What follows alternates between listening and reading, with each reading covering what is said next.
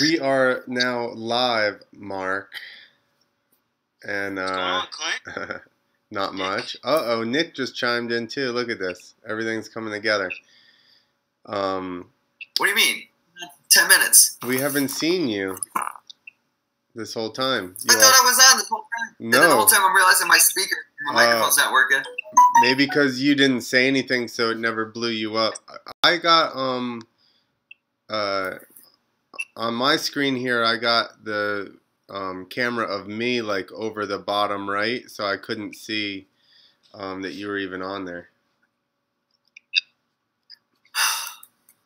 I'm at 720p, man, with my new webcam.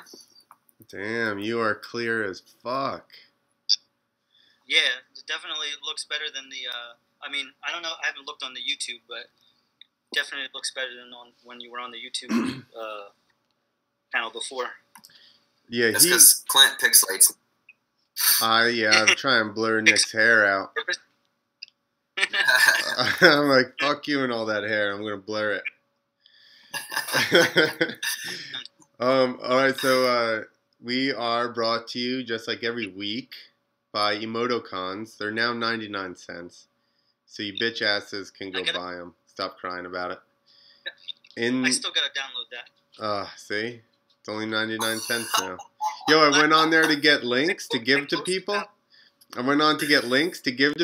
And for some reason it's not letting me get links off of it now, so. A link?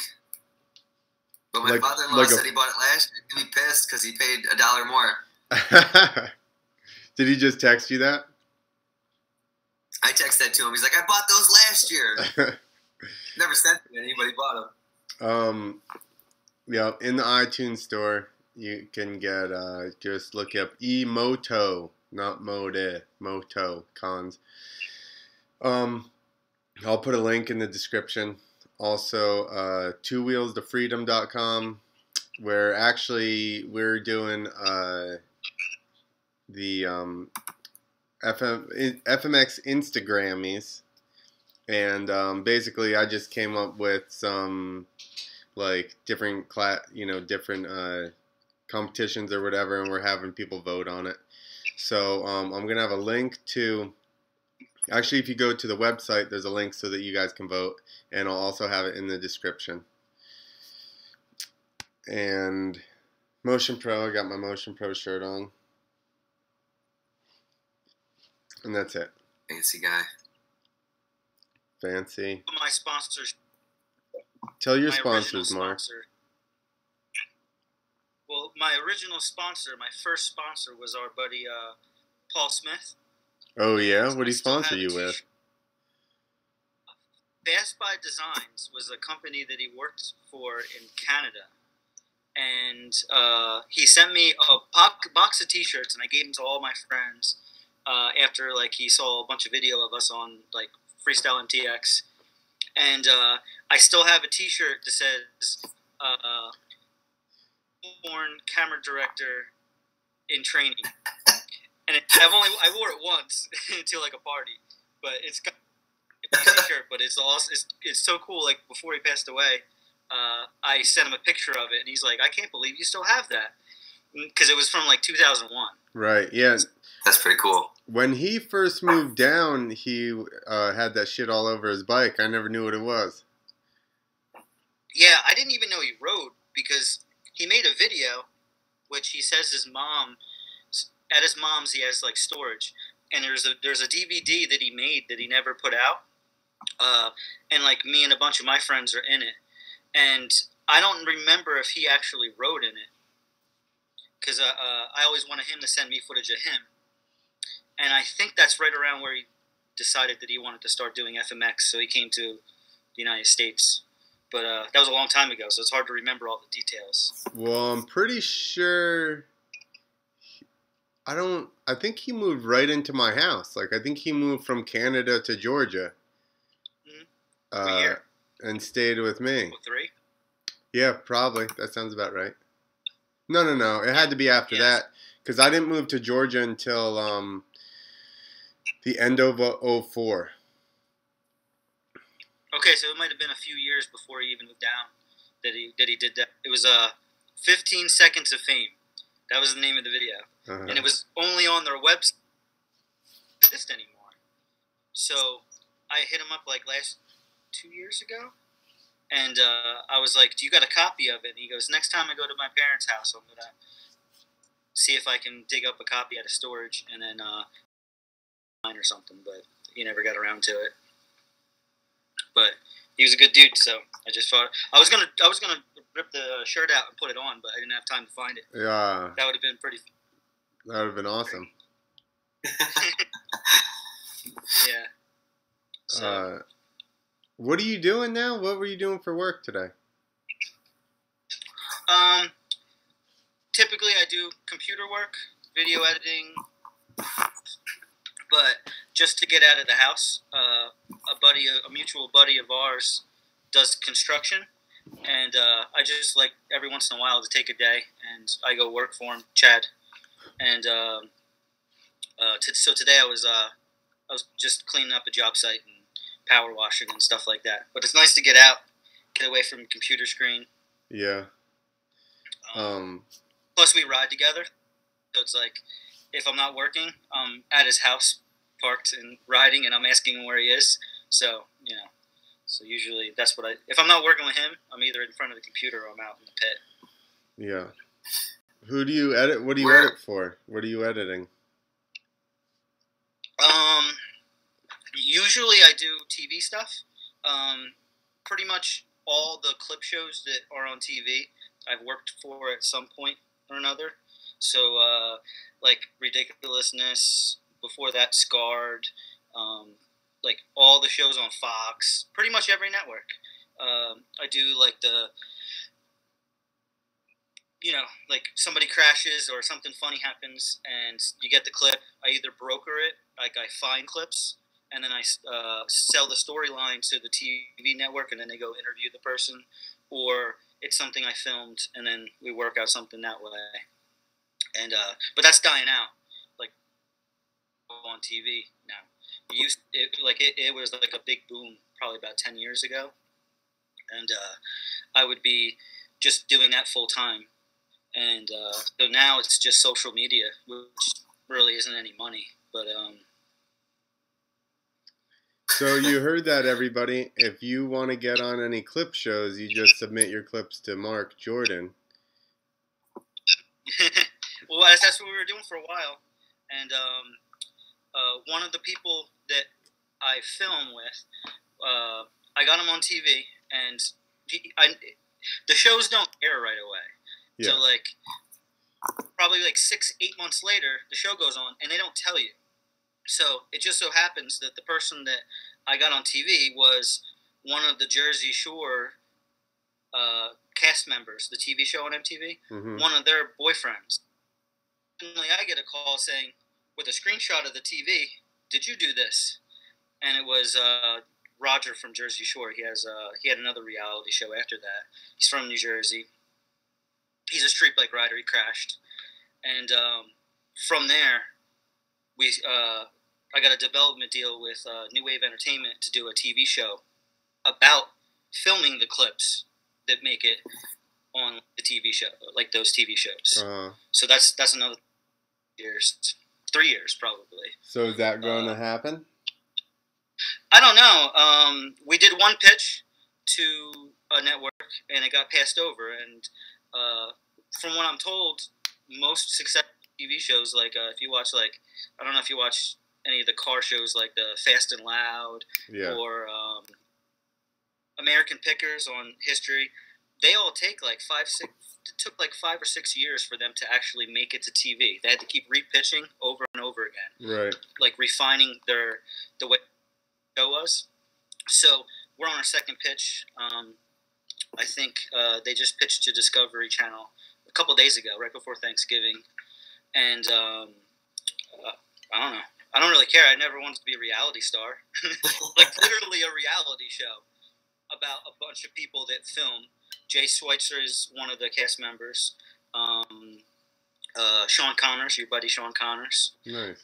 He would be like on the show, like the person who, not mechanic, like ramp builder.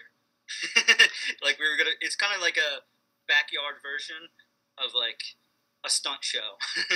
Like we go out and just find people that, you know, do stuff on social media and then take it to the next level.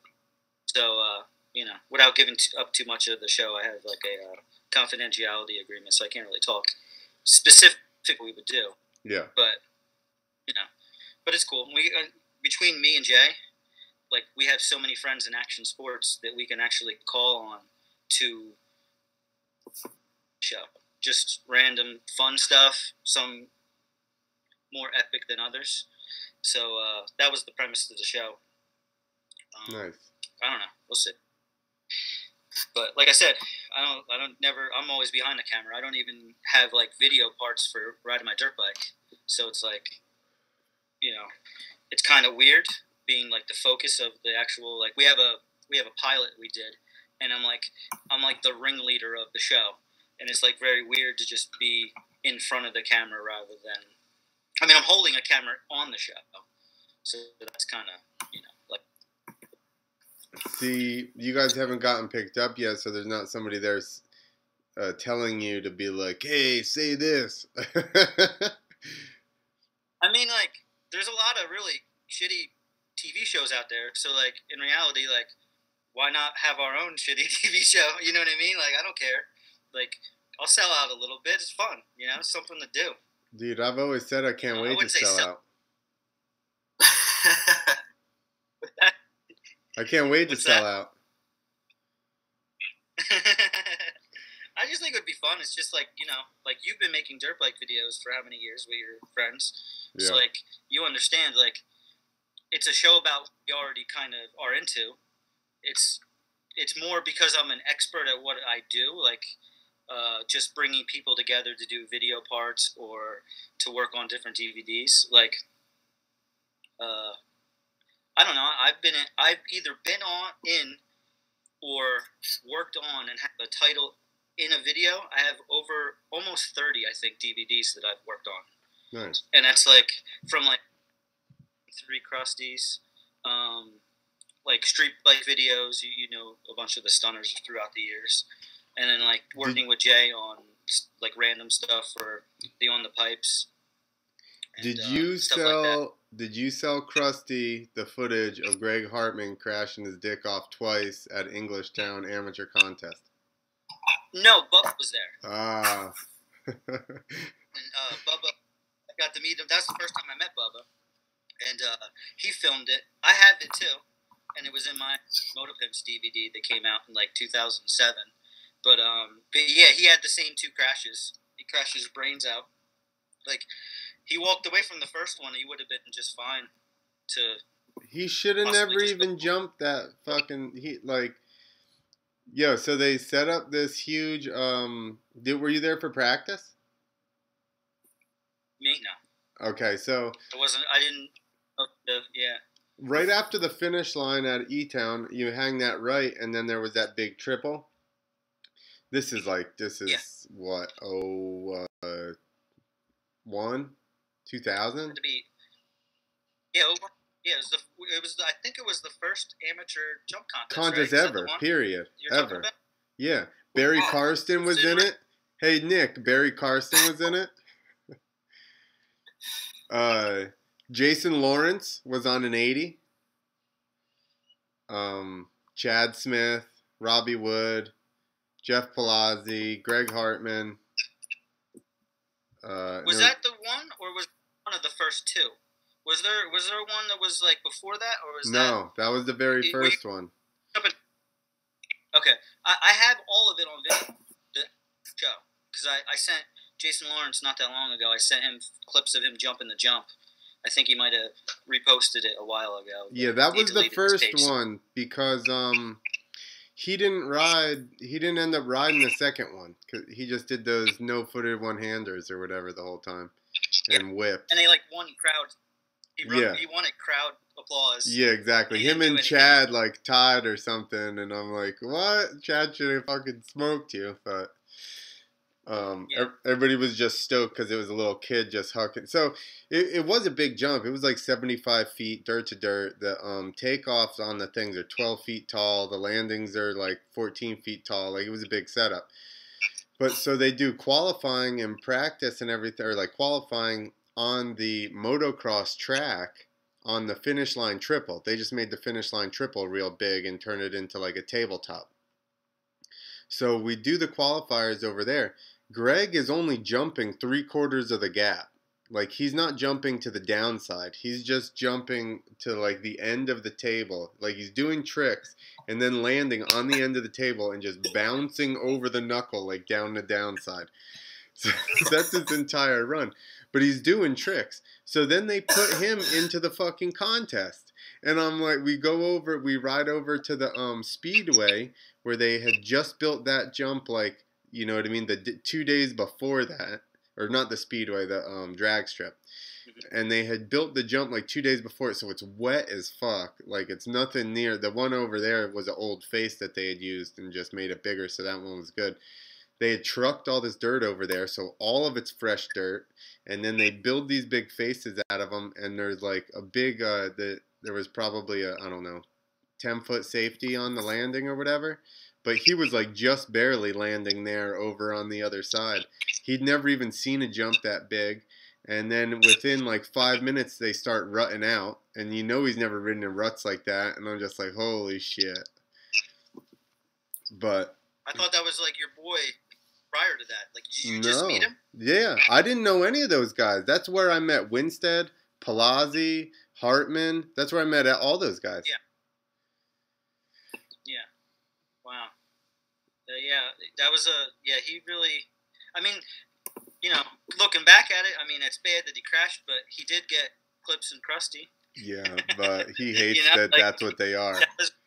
You know, you got him crashing, but he got in it, you know. He hates that. I don't think they knew who he was. He would, no, they didn't. He was just a 15-year-old kid. Who the hell knew who he was? Nobody knew who he was.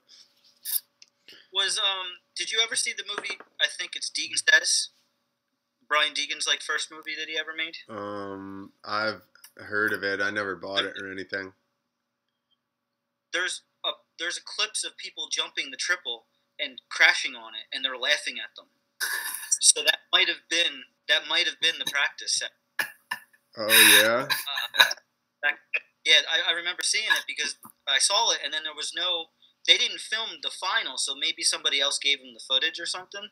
But they were jumping in a staircase and stuff. Like Link Ogle was jumping it, and then there's a whole bunch of clips of people who can't clear the triple, and they're like, it looks like they're like judges that are just laughing at the people that are crashing. Huh? I want to see that now. I'll have to upload it because I have the video. I'm looking for all this stuff right now, and I can't. Yo, that stuff's so old. There wasn't even YouTube. Wasn't even a big deal. Like, nobody put any of that shit up. I know, but there was no YouTube back then that you could do it. There was no YouTube. So like, it would have to be somebody like me that has every video there is and takes the time to actually like go through it. You know? Yeah. That's what I was. Yeah. I mean, this is like drunk history of motocross. I'm not drunk yet. Well, yeah, not drunk yet. Yeah, that's what I even asked because I just rode with Mark. We did like a 26-mile loop down there in the Pines, and we were talking. I forget, how old are you now? He's not very old, and I was like, how the fuck old were you during the Gravity Games and shit? And he was like 18. Yeah. No, I'm 36 now. I feel like I'm like 42. 50 like that from all the injuries, but back then I was a media person, kind of like Tedesco does still to this day, but back then maybe YouTube was gonna start, or right around when they started posting videos online, and I got cut out of the media stuff because I was a video guy. I should have just went in with like a regular camera, and then just snuck camera out, but I went and like Tedesco introduced me to Chris Tedesco, introduced me to tons of the riders like Metzger, and back then it was like Jake Wyndham and Dustin Miller, and I met Pink when she met Carrie Hart. Yeah, I was there. I was on the floor for best trick wearing Chris Rourke's credentials. Oh yeah? Yeah, I just took he was in his gear and he rode in on his bike, so he's like, "Here, just take my credentials." So I just put his credential in and I walked in and I hung out on the floor for best trick that year. And I was there. I was standing right there when he met her too. Yeah. We just missed each other because I was there.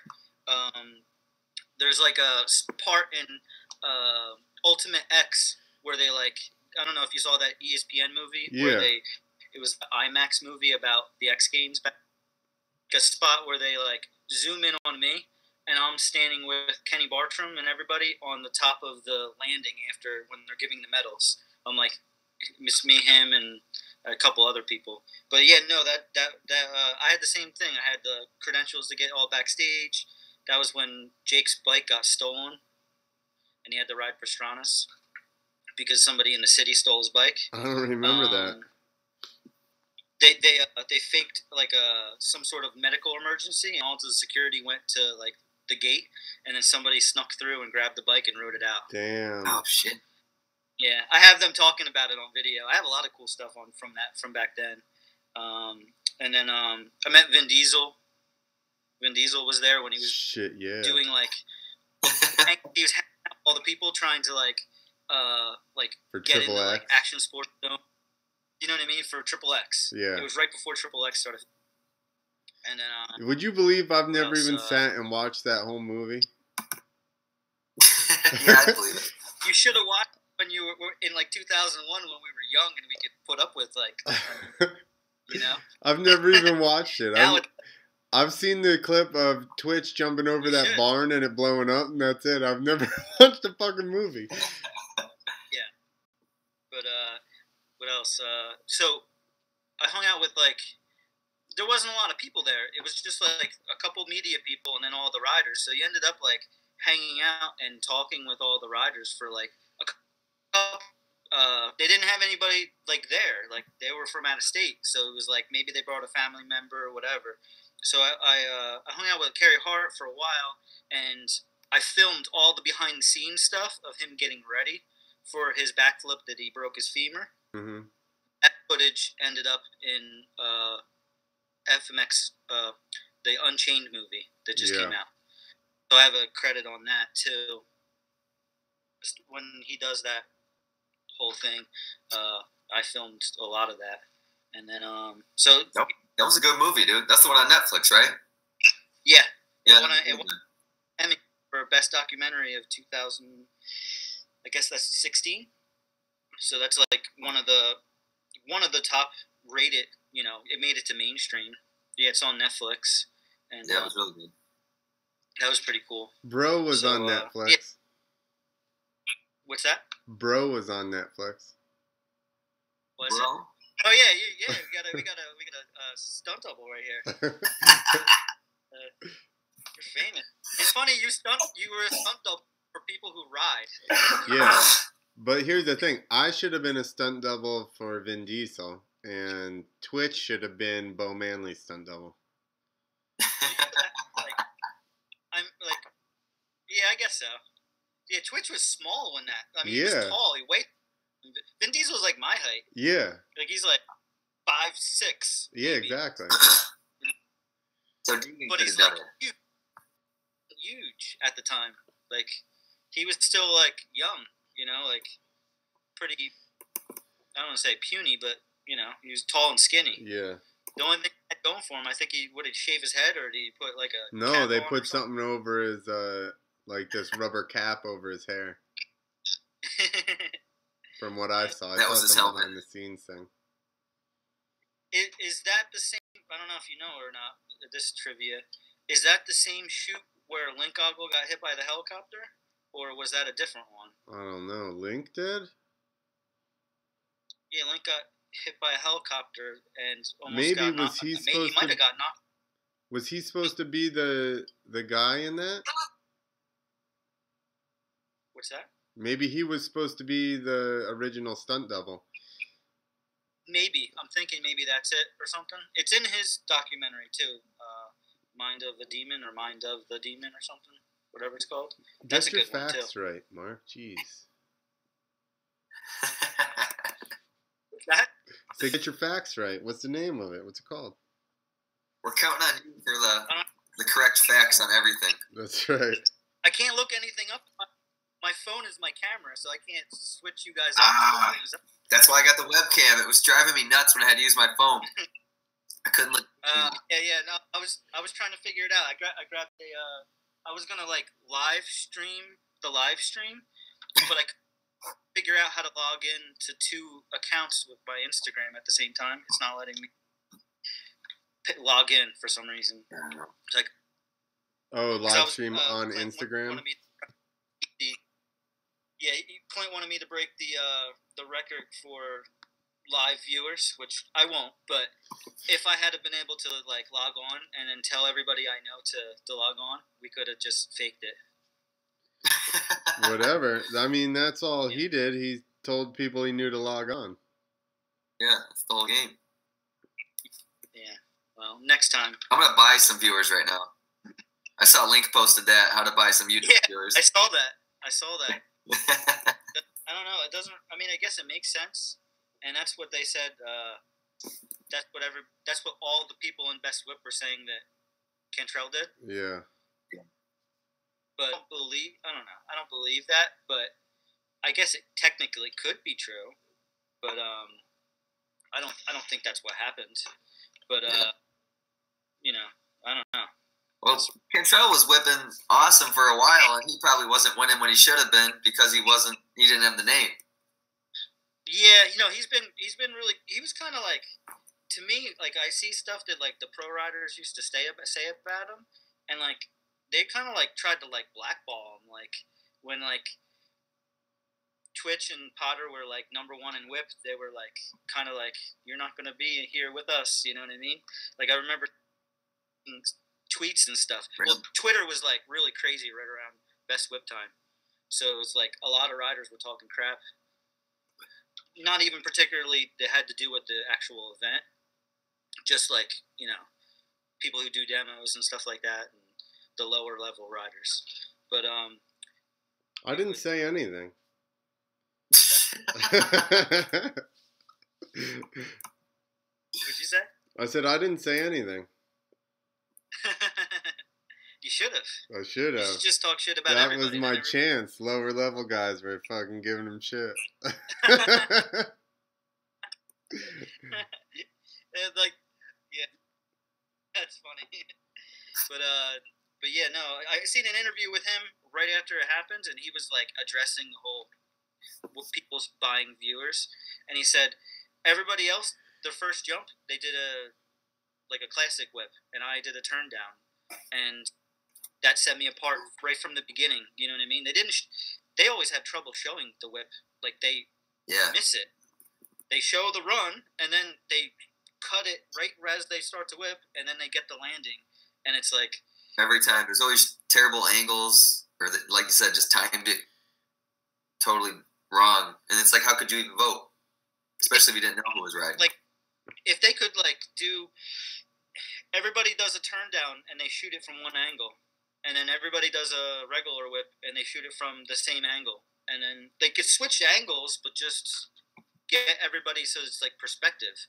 Yeah. And then everybody just do like freestyle, like whatever you want to do, you know?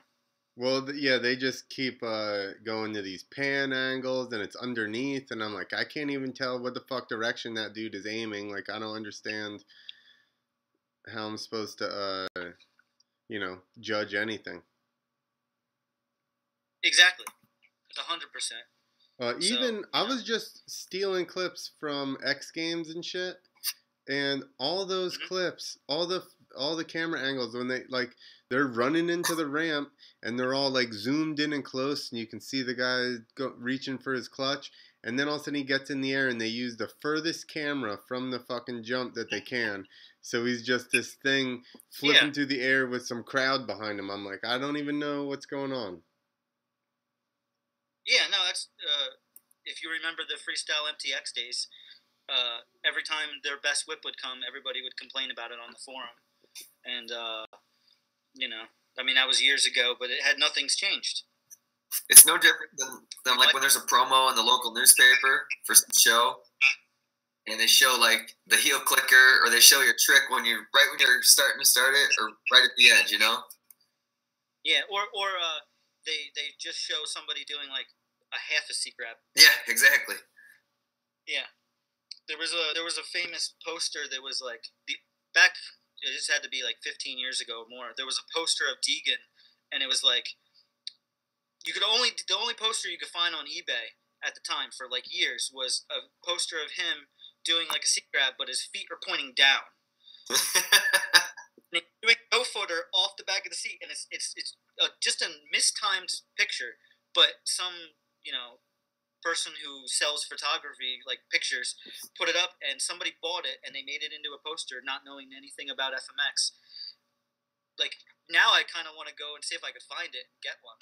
I know exactly what you're talking about. He had the baggy pants on. Yep. And like a black Etnies t-shirt, long sleeve t-shirt or something. Yeah, yeah. And it made everybody's like blood boil.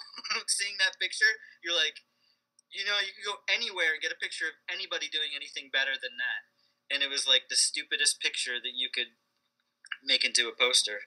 But it's kind of like also like Hollywood movies. If there's a dirt bike in it and it's a 4-stroke, it has a 2-stroke sound. Yeah. If it's a 2-stroke, it has a 4-stroke sound. And it's like they do it in every. Matter of fact, in our for the TV show that we were doing, the editor did that, and I was like, I guess it's kind of fitting. Oh wow, that's not the one. Oh, it's a different one. All right, it's a different one. I think it's maybe at like the militia compound or something like that. Share it. Like, what are you doing? Share it with us, Nick. Or would you pull it up? He just saw it. That's what was exciting for me. That was the first time I ever shared anything on this. And then you got rid of it already? I know the one you're talking about. Technology. You guys are advancing quick. We're advancing. It's getting... Took Joe Rogan like 3 years to get a podcast to look this professional. Yeah, right. And he's not even... I like your little mini ramp up there. You like that? My buddy that's in jail, before he went to jail, he made this with a weld. It's actually welded. It's just metal. But it's pretty cool. Where did he get little teeny pieces? Are they round or are they square? It's round tubes and then just flat piece of metal bent. Nice. They didn't make. I mean, he probably made this for me. He made this for a long time. Probably like 2000, 2001 he made that. But I've had it ever since. ADD man was ahead of his time. Yes. So, Uh-oh. But yeah, he'll be going on our trail rides when he gets out next year. How long's he been in? 4 years. Next week. Wow. Yeah. That sucks. Yeah. Just had a gun charge, and he was so it wasn't anything like crazy, but they end up screwing you and giving you. They gave him a mandatory sentence of 5 years. So there's no. He doesn't go on parole, or he has no probation or anything when he gets out, which is good because he can't stay out of trouble. But his plans on carrying guns around again. Yeah, no, definitely not carrying guns around, nothing like that. But yeah, he's a character. He like tattooed his whole body himself.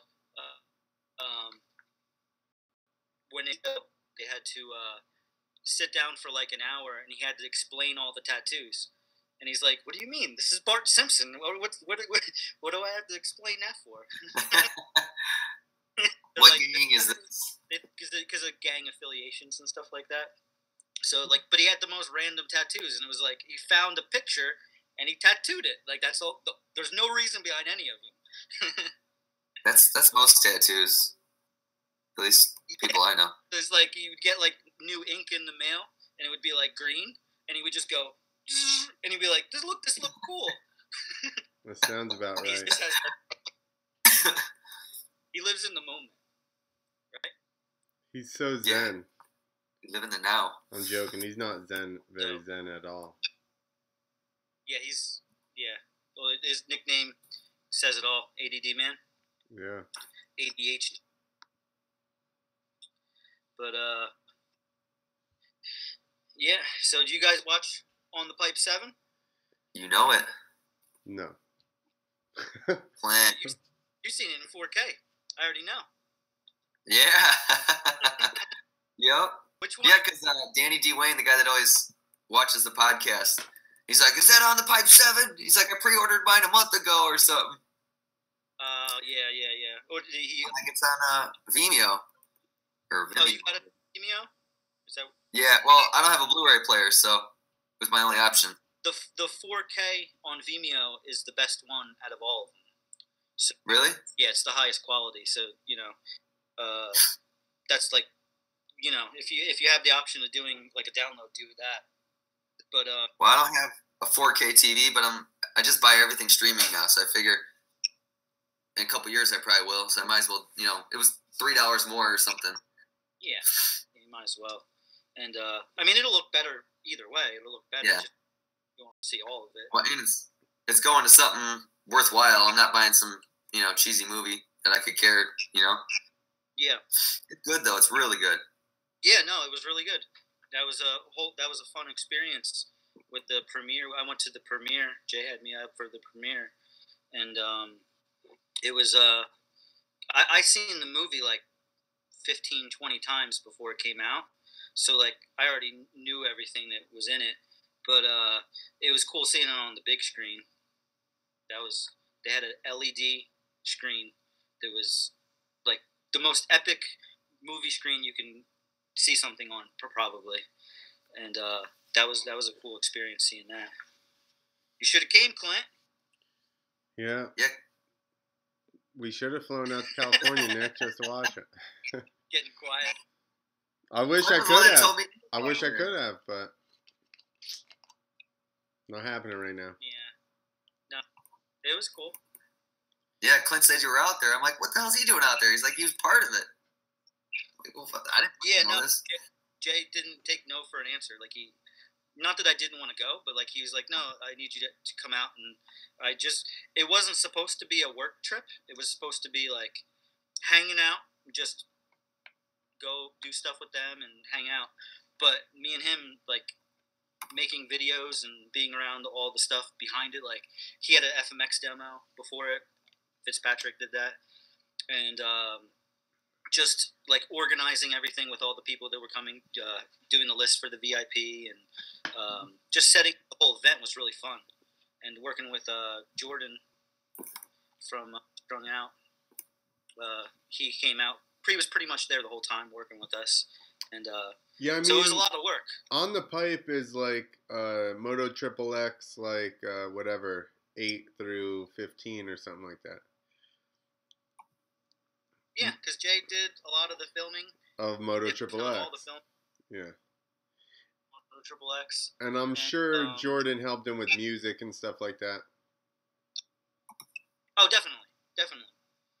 I mean, Jay has his own connections too, but Jordan's a really big part of that, and he's he knows everybody in the industry. So like, they had Unwritten Law played at the event, and like Jordan knew them. Like he knew who to talk to figure out how to get them there and what it would cost and all that stuff.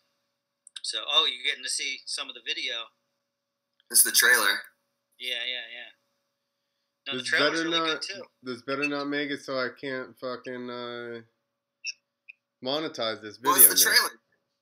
You could show it if it's a trailer, right? I don't know. I put a video together of all the guys I had for. I don't know. Keep playing it. Fuck it. We'll find out. I just put together a video of all the guys that I put for the like FMX Rider of the Year or whatever, and I used that whole thing of Pajez that he did, where he does like all of his big tricks, and Red Bull's disputing it. But I like voice overed it and everything, which supposedly you're supposed to be able to use it if you you know, like edit it or comment on it or whatever. So I put in a dispute, so we'll see. Maybe they'll just shut my whole channel it's down. not. It's not even that they didn't sit there and see it and dispute it. As soon as they upload their footage, they get it copywritten through like their lawyers and stuff, and there's just no way around it. So like I could see, even if Jay took some of the footage that was already copyright wrote for them, if he took it and it was his, he might have to dispute it too, or talk to somebody and have let it go through. Well, it's like algorithm, right? That says that basically is like, okay, this footage matches this footage, so you know it's obviously theirs. Yeah. Who's sleeping there? You know the clip off of that one Krusty movie? Oh, I'm drawing a blank. Where he's driving that Goldwing with Purple Rain playing? Yeah. Chicken. He crashes off the cliff. I like wrote that and uploaded it to YouTube like 10 years ago. And right away it's like, Sony wants this taken down because it had Prince's song in it. Yeah. Well, they had to remake the Krusty movie without the song. Oh, it was so funny. Yeah, they took that song out for the DVD version. How about did they get rid of when he says, Prince, shit? That's what happens. He's riding up the driveway, and all of a sudden he's like, Prince, shit, and he goes to change the radio, and that's why he rode off of the end of the fucking driveway. Okay. You know what he actually says, right? No. You don't know? No. How would I know? I thought it was a joke. You're a comedian. I thought that was like a punchline. No, he says, no brakes, shit. Oh, that is what it is. I thought he was saying Prince. I like your version better. I don't know. My memory just inserted that. Yeah, now you just realize where our memory's at on this whole deal. That's why we brought you on for the facts. That's right. Yeah. We're going to call you to check stuff for us all the time. Yeah, I'm fact checker. That's right. Do you remember Berlou's dad used to call Goat Statman? Because he... But what was it for? Was it for... Moto. He just remembered everything. He'd be like, that's when, that's the race that Travis came from fucking 23rd to 1st or whatever. Like, he just always... Okay, because it's hard to tell with their family, because like Derek and them are all into football, so I didn't know if it was stats from. I'm sure that as well. It's probably all the stats, but obviously I couldn't double check any of his football facts. Hey, do you have two things going, Nick? What? Because I see you as an option down here, and then all of a sudden the screen that you're sharing is still an option. Yeah, I don't know how it does it. Crusty Purple Rain, pull her up. No brakes. I'm trying. It does say no brakes. Oh, it definitely does. Yeah, I'm just trying to get it to let it play. Whatever. There you go. There it is. Chicken. What sound? That's chicken. Now get the music off for sure. Get rid of the music. Get rid of the music.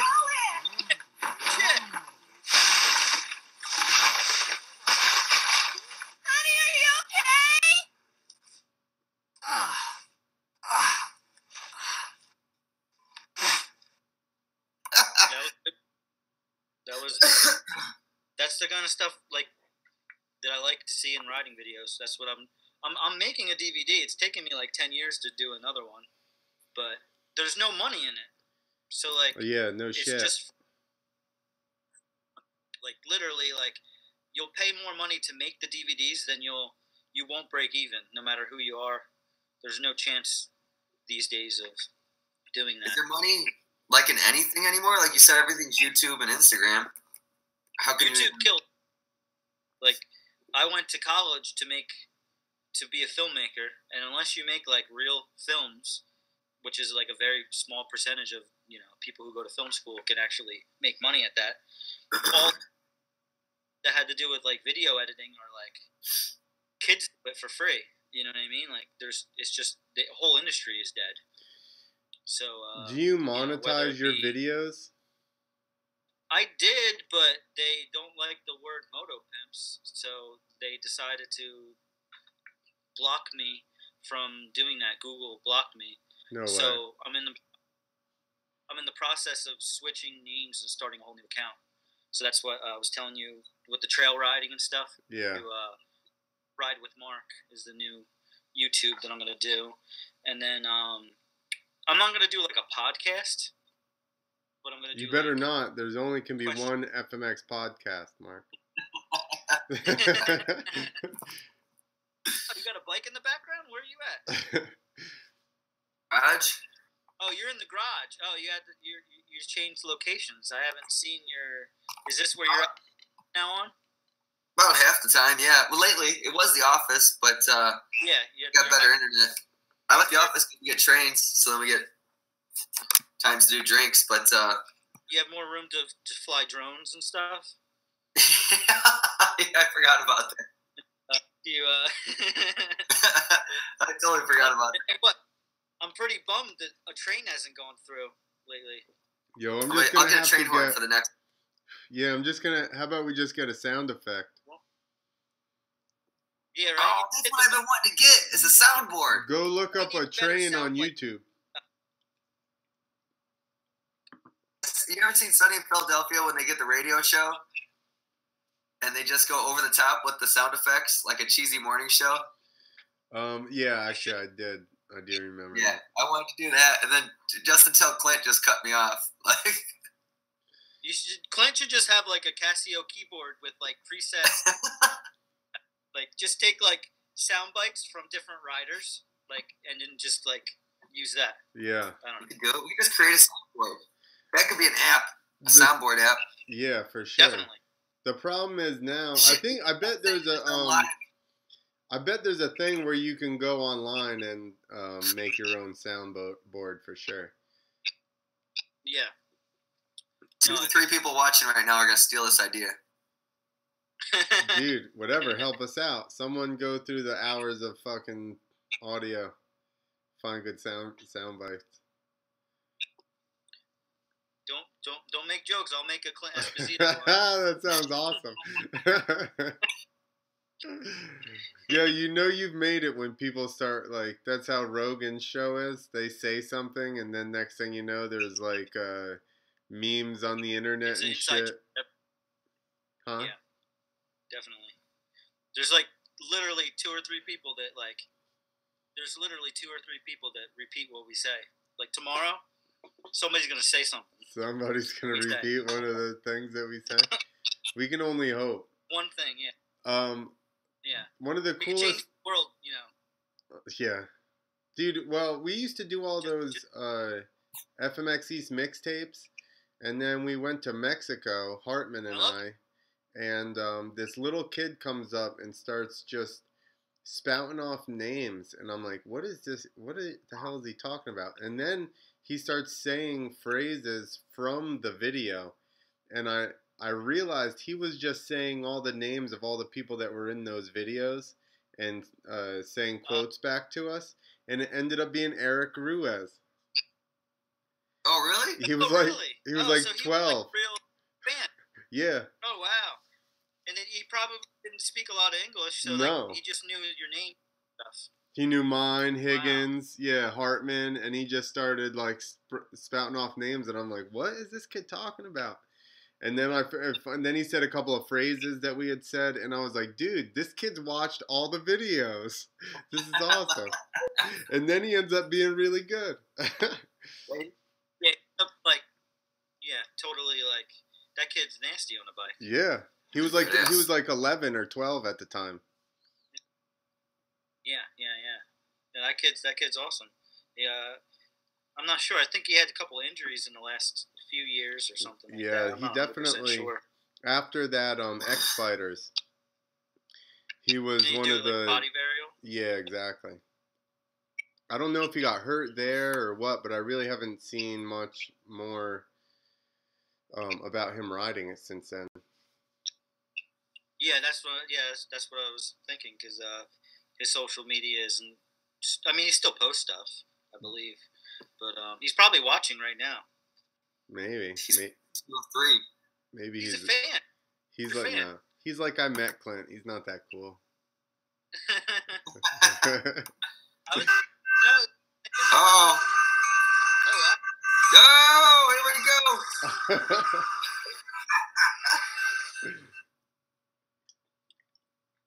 Clint, these podcasts you should do while strapped up in your harness for doing body varials. Uh-oh. Let's hear about this. Somebody should just buy it. How about that? You do a live auction, but you have to demonstrate. That's fine. I'll even show him the trick. I'll even show him the trick that I was working on. I remember you talking about it. You're like, I'm working on something, but you wouldn't tell me anything. Well, I ended up talking to Brody at one point, and he actually had tried the exact same thing into his pit, and he did it the first time, and the second time, he just barely missed and ended up crashing into his bike and dislocating his wrist, and he hasn't done it. But when I told him that I had the harness and I was working on it, he actually seemed worried, which I was very flattered by, that Brody would worry about anything I was going to do on a fucking motorcycle. Even for a second. Worried that you would get hurt? Or yeah, I don't know. Maybe that's what it was. Maybe it was like, oh, I don't want this guy to hurt himself. Yeah, I don't know that had anything to do with stealing his trick. Is like, no, it was because I actually asked him. I was like, "You seem worried," and he was like, he said something, and I was like, "The fact that you even give me enough credit to think I'm gonna do it, fucking," I said, "I'm pumped." Yeah. But, I mean, he's like real precise and stuff. I don't see him going and just hucking a trick that hasn't been done. Just you know what I mean? Like, he doesn't seem like, he seems like pretty content on just being dialed. Well, here's my theory on Brody, is that he's just riding at a level that's easy for him to ride at. Like, he's not really like pushing himself every day, like scaring himself in the pit or whatever. He just happens to be a really bad motherfucker. And his everyday level that he can just ride at is like fucking ridiculous. Definitely. If you go to his house and you've watched everybody you know ride all the time, and you just go and you watch him ride his course, you're like, oh, like, my friends all can ride, but like, this is an athlete. Like, every single trick perfect every single time. Every time he goes off the ramp. I've told people Brody is a running highlight reel. Every time that motherfucker goes off the ramp, something awesome is about to happen. And here's the most impressive thing. His course and him riding that is impressive, yes, but he rides there all the time. The thing is, he'll show up anywhere and do the exact same fucking thing. Yeah, when he came to my sand pit for on the Pipe 6, the camera that they shoot with is like $150,000, and it's huge. It's like half the weight of a quad. The gear with all the So stuff. It's a motorbike. So it's a motorcycle.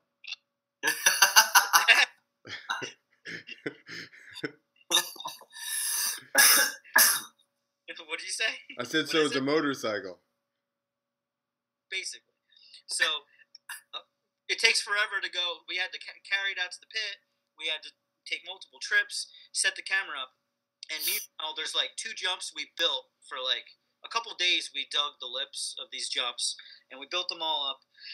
And he wasn't hitting those because he was waiting, because in the sand pit, like, you blow out the lip and like literally like 3 or 4 jumps, it's done. You have to reshovel it. So, and they didn't want to ride with like rubber on the lips because that's not natural terrain.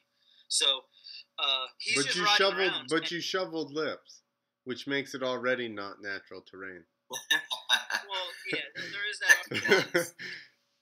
I mean, technically, anything is natural ingredients if it comes from the earth. So, yeah, like, that's what. Yeah, you just add yeah, a bulldozer and some diesel, and yeah, you got exactly. It's all natural. It came from earth. Front Bulldozer ramp. item that's not natural But anyway, he found so many jumps in the time that we were like setting the camera up. He found like 25 jumps that had never been jumped by anybody, and he jumped them like it was nothing. And some of them were like 150, 180 feet, and it was just like he was just riding around finding these jumps. It's kind of like it's like a video game. It's just like rolling hills, and they have peaks on them. And like I couldn't film because I was trying to get Jay set up for his shoot. So when he did his the actual jump that he came for, like he did like a rock solid to one-handed Indian air or vice versa. sounds about right. Oh yeah, probably one-hand indie to rock solid. Yeah. But he did that on a natural terrain jump that's pure sugar sand. So it was like rutted with whoops, like squirming all the way up the lip, and he does that, and it was the jump is like 170 feet, and he did it like the first 3 times he jumped it, he did that trick 3 times in a row, and it was, and then he was like, okay, you got the shot, and he's like, we're like, yeah, and he just leaves the bit, and we're like shooting with Rich Kearns, and we're like, where did he go? He went back to wash his bike. He was done. He did what he had to do. Like that's the shot that he wanted. So, wow. But he's just that dialed. Like that jump is not. There was other people out there riding that day, and they couldn't get tricks off on it, and they normally do. And like he's just that dialed. That's actually a really hard jump trick to do on a natural terrain jump. You know. I mean, I'm pretty sure. If you consider. He could just play hot potato with his seat the whole time he's in the air, though. Yeah. Yeah, and sometimes, like, someone like him comes out and just starts killing it, and it throws everybody off their game, you know? No, I really like that he does combos, and he doesn't really do them that much because it's all about, like, like the perfect KOD. He does all that all the tricks where you can get the actual picture of him doing the perfect execution of a trick. But if you go to his house, he used to mess around. He would do 4 tricks in one air, and then he would go around and do 4 different tricks in one air. And then he would. I think I have like 25 tricks that he did to no-hander lander on the same jump. Yeah. And it was back to back to back. All of his tricks to no-hander lander, and it was just really cool. Like I think he did McMets to Superman seat grab to no-hander lander, like ones that you've never seen people do. What happens when these kids grow up with all these video games? They think it's all normal. Like he is a video game. Yeah, that's what I'm saying. The thing is that he came out of the woods there the first time anybody ever saw him. He was badass. The first fucking IFMA he rode, that's the first show he rode, period. It was a ramp-to-ramp IFMA. Yeah. And he got second the first night and then won every one after that. Yeah. And he I remember his dad telling me the story that he went not knowing how he was going to do. Like, I don't know if he was nervous or anything like that, but he went. And it was like business as usual. Like I do this in my yard. Like I can do every trick, and he just killed it. And if you go to his house, it's like plaques all the way around his living room. Just first place, all the ramp it up tour or whatever the tours there were at the time. Ramp it up, and it's just AKA there was AKA Smoke It Up tour. He wasn't a part of that. But. Well, he was. Yeah, he wasn't a part of it. I mean, he had a 2-stroke. He was on? Okay, we'll give it to him. We'll give it to him. He was smoking it up. Yeah, he didn't take any safety meetings before his runs. He was very unsafe. Michael Gravett and I were in a shower one time in the locker room getting ready for the show, and John walks in and he goes, "What are you guys doing?" And I said, "You want me to ride?" He goes, "Yeah." Or no, he goes, "You're going to be late." And I said, have I been late before? He said, no. I said, do you want me to ride and do tricks? He said, yeah. I said, get the fuck out of here and let me finish this.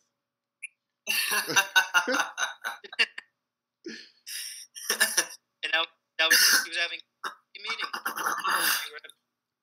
Yes, me and Michael Gray were having a safety meeting in the shower in the locker room. Ah, okay.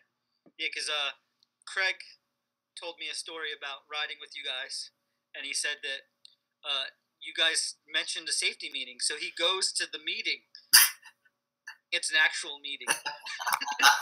Literally, that's how like he doesn't drink or anything, so like he had no idea what to say. He got there and he goes, "What are you guys doing?"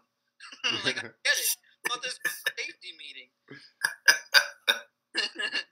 And that makes him sound really naive. It's just, the different culture.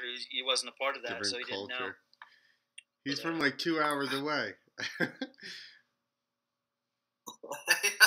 but like you guys all did thing, so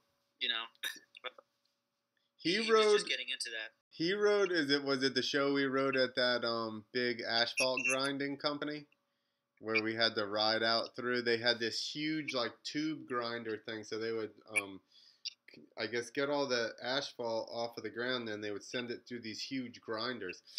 So it was so big that we rode through the grinder and like popped out of the end for the intros of the thing. Oh wow. And then that's cool. And then it started to get dewy. We were in Florida, and then it started to get dewy, and then he started to freak out, and I was just like, you're jumping the ramp. Stop. Because he was like, and I'm like, hey, shut the fuck up and relax and jump the ramp. And then he was fine. He just needed encouragement. Who was that dude from Pennsylvania? Joe something? Robertson? Damn. Might have been Joe Robertson. We did a show. Craig's first ever show was at Baltimore Bike Bash. It was like a street bike competition. Yeah. And we show up, and they had a ramp set up, and there was no airbag. That didn't really bother us because we didn't really know any better. But it was on pavement, and the kid Joe was like, I can't warm up. Like, I have to jump the ramp at, like, full distance. And so Craig's like, okay, thinking it would be, like, 75. And he's like, we'll start it at 85, and then we'll move it back to, like, 95. What? Like, who jumps that far? To what? And then we realized, to a metal landing? To a metal landing that was, like, really abrupt and, like, it wasn't a fun setup. And he gets going, and like they let him start at like 70 or something, and then they went 2 car parking spots, and then, and it's far, and the look on his eyes is like the fear of God. Like he's so scared, and he's like, well, I got to do it. If he's doing it, I'm doing it.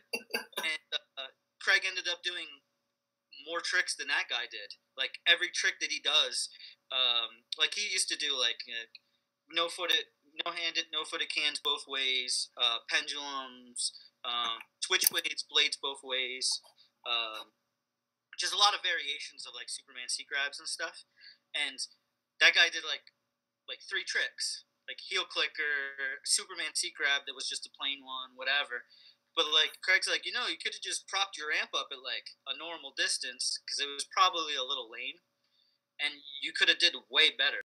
And the guy's like, well, I do shows and this and that. And I'm like, okay. Sounds like Joe.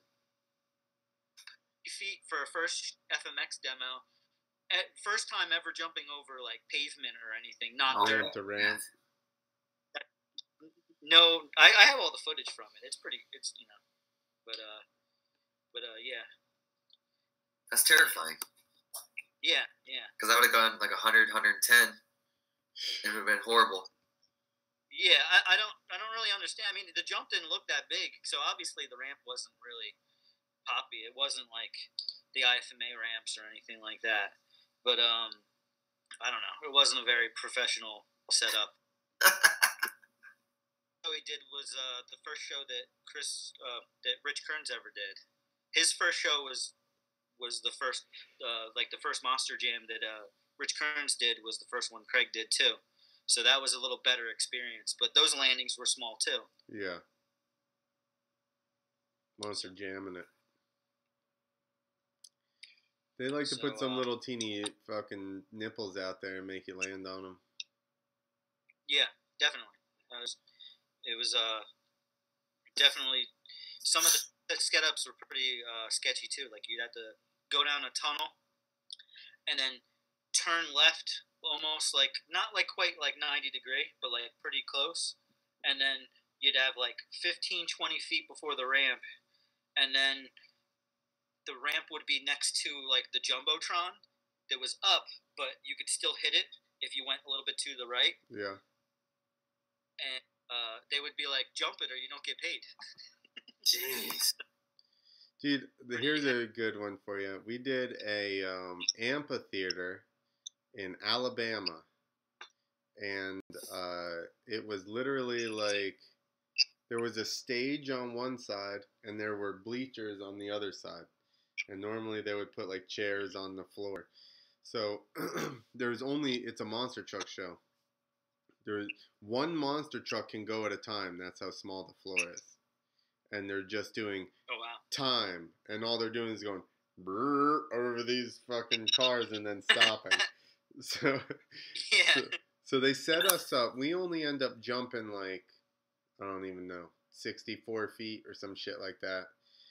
And we had to go outside of the building, go into the street, turn around in the street. We had a 2x4 in front of the curb. Go up onto the curb. You go across the sidewalk into the doors on the back of the arena, and then there's the door, 2 steps, a little landing, another 2 steps. So we would jump from the top over the steps down, and then there was a wall there. So then we had to hang a 45 left. And then we would turn, same thing, 10 feet once you got into the floor, like 10 feet in, you'd hit the ramp, you'd land, and then another 20 feet later, we'd go out the garage doors on the other side of the building into the parking lot. It almost sounds like you're making it up. Yo, I did a circus. We had to go out into the hallway that goes around the floor and turn around, and the ramp was about 20 feet inside the doors, and we would land. And the walls on the other side, there was like a stage over there, and they took the centerpiece out, but it's still like 5 feet tall on either side, and it's like 4 feet narrower than the landing is. And the landing's only like 15 feet off of that wall. So like if you went to the wings, you're done. So you just got to be dead center. And we're literally jumping like 55 feet in there. And they're like, hey, you got to flip this. I'm like, all right. Who is the dude that like it was raining and he wanted to get paid? So he like flipped like 40 feet. What's that? Dan Newth. Yeah, that was one of your guys. He switched to, that wasn't my show. I think that was a Daryl Byer show maybe. But he switched. Probably. He was like, push it in. He went to first gear and just fucking pulled her. And it was raining. It was pouring, downpouring.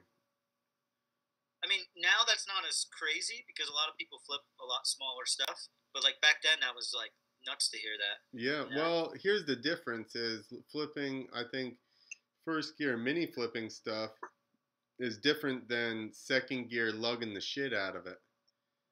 Yeah. Like I flipped 48 feet ramp to ramp. Oh, nice. Second gear. It was Greenville, South Carolina. They had Legends cars. It was monster trucks, and they had Legends cars. So all the dirt inside the floor was banked. So I could only set it at 48 feet because I had to roll over the bank on the one side, and we had to put the ramp at the bottom, and then have the ramp at the bottom of the other bank. So I had to roll over, jump, land, and roll over the next bank. Oh wow, yeah. We've done a couple that were set up that you had to go downhill get to the spots where you can set the ramp up where it's flat, and then either jump and then have the landing. Some couple times we built the landing, and then one time we had to do the landing outside the racetrack, so you had to jump at it. But did you ever see those pictures? I used to save a lot of pictures from Freestyle MTX, and I don't know who the rider was, but they had a show in Mexico, and they had to use a big crane to take the landing ramp to get it into the stadium. They had to take a crane and lift the landing ramp over the whole stadium. I've never I'll have to seen send you that. a picture up on Instagram or something. But there's been a whole bunch of shady setups over the years. Oh yeah, I did. Used to do a speedway in New York, and they same thing. Set the landing ramp outside of the track. And the takeoff ramp then was on the speedway, which was banked a little bit. So we'd ride across the speedway on an angle and then hit the ramp, which was on an angle, and jump over the wall to the landing ramp. And there was no lights outside of the speedway. So you jump from the light, just go out into the darkness. And it literally, like, if you had gone, like, 70 feet, you would run into the food stand. What kind of track was it? It was like motorcycle. Yeah, speedway racing? Bikes. Yeah, was it anything to do with Casey Higgins? I brought him to those. Yeah. Okay, we did one of those in I don't even know what year it was. 2009 maybe, and it was flat track racing, and then we went and set the ramp up and flat track or speedway. It was like the flat track motorcycles. No, this is speedway, where they don't have brakes. I don't think this is it. But what is up with this? Is this like a real narrow landing or what? That's Columbia. Oh, that explains the landing. Yeah. Because it looks like it's 10 feet wide at the most. Oh wow. Yeah, it's a little narrow. A little bit. A little bit. That was Clint doing a backflip for people listening. A backwards flip in Columbia. Yeah. Backwards flip. So Nick. Oh, okay. Keep going. No, go ahead. Ask Nick some questions. He likes it. I'm gonna pee. So Nick, what's your current riding situation? Do you still do shows? No, I have not hit a ramp in probably 2 years. I don't know, a year, 2 years. What do you do riding wise? Do you go to a track or what do you do? I went to a track this summer. There was a benefit for a guy who we used to ride at his track, but other than that, I haven't done shit. Sometimes I'll go out and ride, pop some wheelies, but I don't know. There's nobody that rides around here. Nobody's ever ridden with me. I've always just been on my own, kind of. I had a buddy, people like you ride in high school and then everybody drops off. Yeah. So I kept riding, and then nobody really does, and it's not like there's hills, so. I got, you saw it. I got jacked up in Guyana, and then it was like New Year's Day, because I didn't drink New Year's Eve that one year. I was like, I'm going to turn it around. I'm going to go out. I'm going to hit this, and it was a little icy, and that's when I cased it and ate shit. It was like I just was getting my back better, and then I fucked it up doing that, so that kind of just, that was that. Because I figured, monster truck season was coming up, so I needed to just go hit a ramp, get comfortable again. Yeah. And then that's pretty much it. Because it's just been working and kids and shit, so. Yeah. Does Clint have 2 bikes still? I don't know. You should find out. Maybe fly out and come ride or something. I can do that for sure. I mean, we'll do old man riding. We'll Yeah. I mean, I can still ride. I want to hit the ramp. It's just a matter of, it's not a priority because there's nobody to go ride with, and I'm not doing it to go make money, so. It's really hard not having a scene of people that want to just. Yeah, there's nobody. Yeah. You don't have a landing or nothing like that? Or a ramp or anything? Well, no, I got a landing, I got a ramp, and I got, the guy who let me put on his property, he used to ride, but he's older. He just farms. He's not riding anymore, so it's like, he'll go out there and drink beer while I ride, and he built a spot for me on his property. Yeah. And, he's into it, but he's kind of he's just over it. And I don't know. There was even that younger kid that I did some shows with, Clint. I brought him out. He rode with me, but then he got a girl. He bailed before I did. Oh, he got his license. Like, I got married. I had kids. I didn't stop riding. You. What's his name? The ginger. Huh? Not you, the ginger. What happened? He got a girlfriend? Yeah, he had a girlfriend, dude. Oh, that's right. Did he knock her up? I don't know. Did he be on his phone with her the whole time? Yeah. Did he knock her up?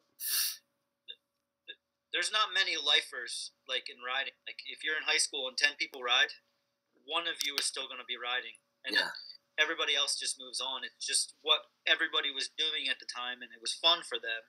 But you see it with everybody. Like, as the years go on, my circle of friends are always the same age. They're all, like, 19 through 21. Like, they're the people I hang out with because they ride. And then they stop riding, and then a couple years later, the new kids come in and they want to ride, and I'm in the air. Like, my area, there's a lot of, like, free riding and stuff like that, sand pits, all sorts of stuff, places to build jumps. So yeah, just sand pits. Let's not get fucking crazy. That's the best. We got one sand pit, and you get shot if you go out there half the time. Well, listen, you get shot at if you go to these pits too. All right, well, then I'll be comfortable. It's like not shot at. Back in the day, it was like the latest that anybody ever shot at you would have been in like the 90s. You can't do that with like lawsuits in New Jersey anymore. They would just lose their land. But like usually you ride and you see the police 3 or 4 times when you ride, if you ride around the sand pits. Because are they legal to ride in? No, I don't. Yeah, because that's what always happened with us. They come shut it down. I haven't ridden in I've ridden in one legal riding spot in the last, like, 15 years. So, like, I don't ride on, like, legal tracks or anything like that. I don't pay to ride. I haven't paid to ride since, like, 2001, 2002. So, like, it's just you're riding on people's private property, you're riding on state land, stuff like that. And it's just the way of life. Like, that's how it is here. You drive down the road and the police pull you over to ask you where you're going. If you park in somebody's driveway, they come in and they'll give tickets to the people who own the property if you're in their yard, if you're parking to go ride. So it's like secretive, and everybody has their secret parking spots, and it's like for years and years this goes on. So it's like, I'm like 20 years in of doing this. So it's like, but it's, I don't know. Like you said, we only have sand pits. Yeah, well, that's what we got. Like the one free riding, if you called it free riding, was the sand pits, and I think it was like 5 years ago. MTV did some show, and it was like 3 like really like poor kids in different areas. Well, the one was from where the sand pits are by us, and it was like the most poverty-stricken area, like in the country. Yeah. And everybody was cool when you'd go out there, but if you rode across somebody's, like the one time I went out there, these guys went to go from the track, which was legal, to the sand pit, and they came back and the guy was shot, like, because they rode across somebody's yard. Oh, wow. Yeah. But otherwise, if you just went on the sand pits, it was federal or whatever. But then they'd come out and they'd start writing tickets, and you had to park out there because you couldn't park anywhere else. It was, there's nowhere to park out there besides somebody's going to swipe your car. When was this that somebody got shot, Nick? What year is this? I think I was on the 125, so probably like 99, 2000. Still? You guys are still shooting each other? That's why we shouldn't let you fly over states vote. This was out. It's like, it's super rural and everything up by me. And this is kind of like the really poor, like, rural hood. It's a whole different deal. I mean, everybody out there, they'd come out on horses and 4-wheelers and shit and say hey to us. But if you got in a jam, it was probably a bad area. Yeah. But I've been out there by myself. Like, the cops would come write you tickets. Everybody else it's just super poor. Yeah. So if you got in a jam and somebody needed something, you're probably gonna lose. Yeah. No, it's pretty bad out here. Like every couple of years, they bring helicopters out, and they like that out here. Like super big raids where it's like hundreds of cops, people unmarked on quads, and they tackle you off your bikes. What? I have footage of them with a line of tow trucks, like flatbeds, and they went to a parking spot. And since we weren't riding, we walked up and we talked to the cops. And I got my camera out and I recorded them impounding, I think like 12 vehicles while the people were still riding. So like they'd come out and then they would get tickets for riding too, because they'd come out and they'd be like, "Where's my truck?" And that's how serious it is out here. But that's fucked up. Yeah, but still ride the same spot every day. Like, here's the thing: if they're riding on state land, then technically you own it. Fuck them. That's how it should be. Yeah, if our state land, like if you try to outrun or like mess with the game wardens, like they're the only people that actually have the right to shoot you. Yeah, like they're like federal. Like all the places I took you to ride, yeah, good thing we didn't get caught. You know? That's riding dirt bikes. That's all Chris Christie's property, or what? Yeah. He shut it down, actually, so he could eat Krispy Kremes. Yeah. He had the Krispy Kremes imported. Thing, yeah. Damn, he knows some New Jersey trivia right there. I see the beat. He closes down the state land so he could ride it. Yeah. Fuck him. Probably on his quad, right? For sure, that guy's not riding a dirt bike. Don't talk about the GTAs like that. Hey, you got a FMX East challenge or something plaque in the back there, Mark? Oh yeah, I'm a champion. Don't you know I'm a champion? Where is that from? Durhamtown or something? That's when I won the championship, dude. First place. What year was that? I think 09. Oh, 08. That's me on there. Is that you? Yeah. Yeah. I'm the champion. This is my state championship right Yo, now. I actually wore a FMX East Challenge shirt today. Did you really? Yeah. Wait. Clint, you got a date on this one. Oh, you're a champion also. First place, dude. Amateur. This is first place novice. That's Chip on that one. There you go. That's the shirt I was wearing. Hey, where? Nick, you want to know how good I am? Let's hear it. I didn't even have to start my bike to get this shit.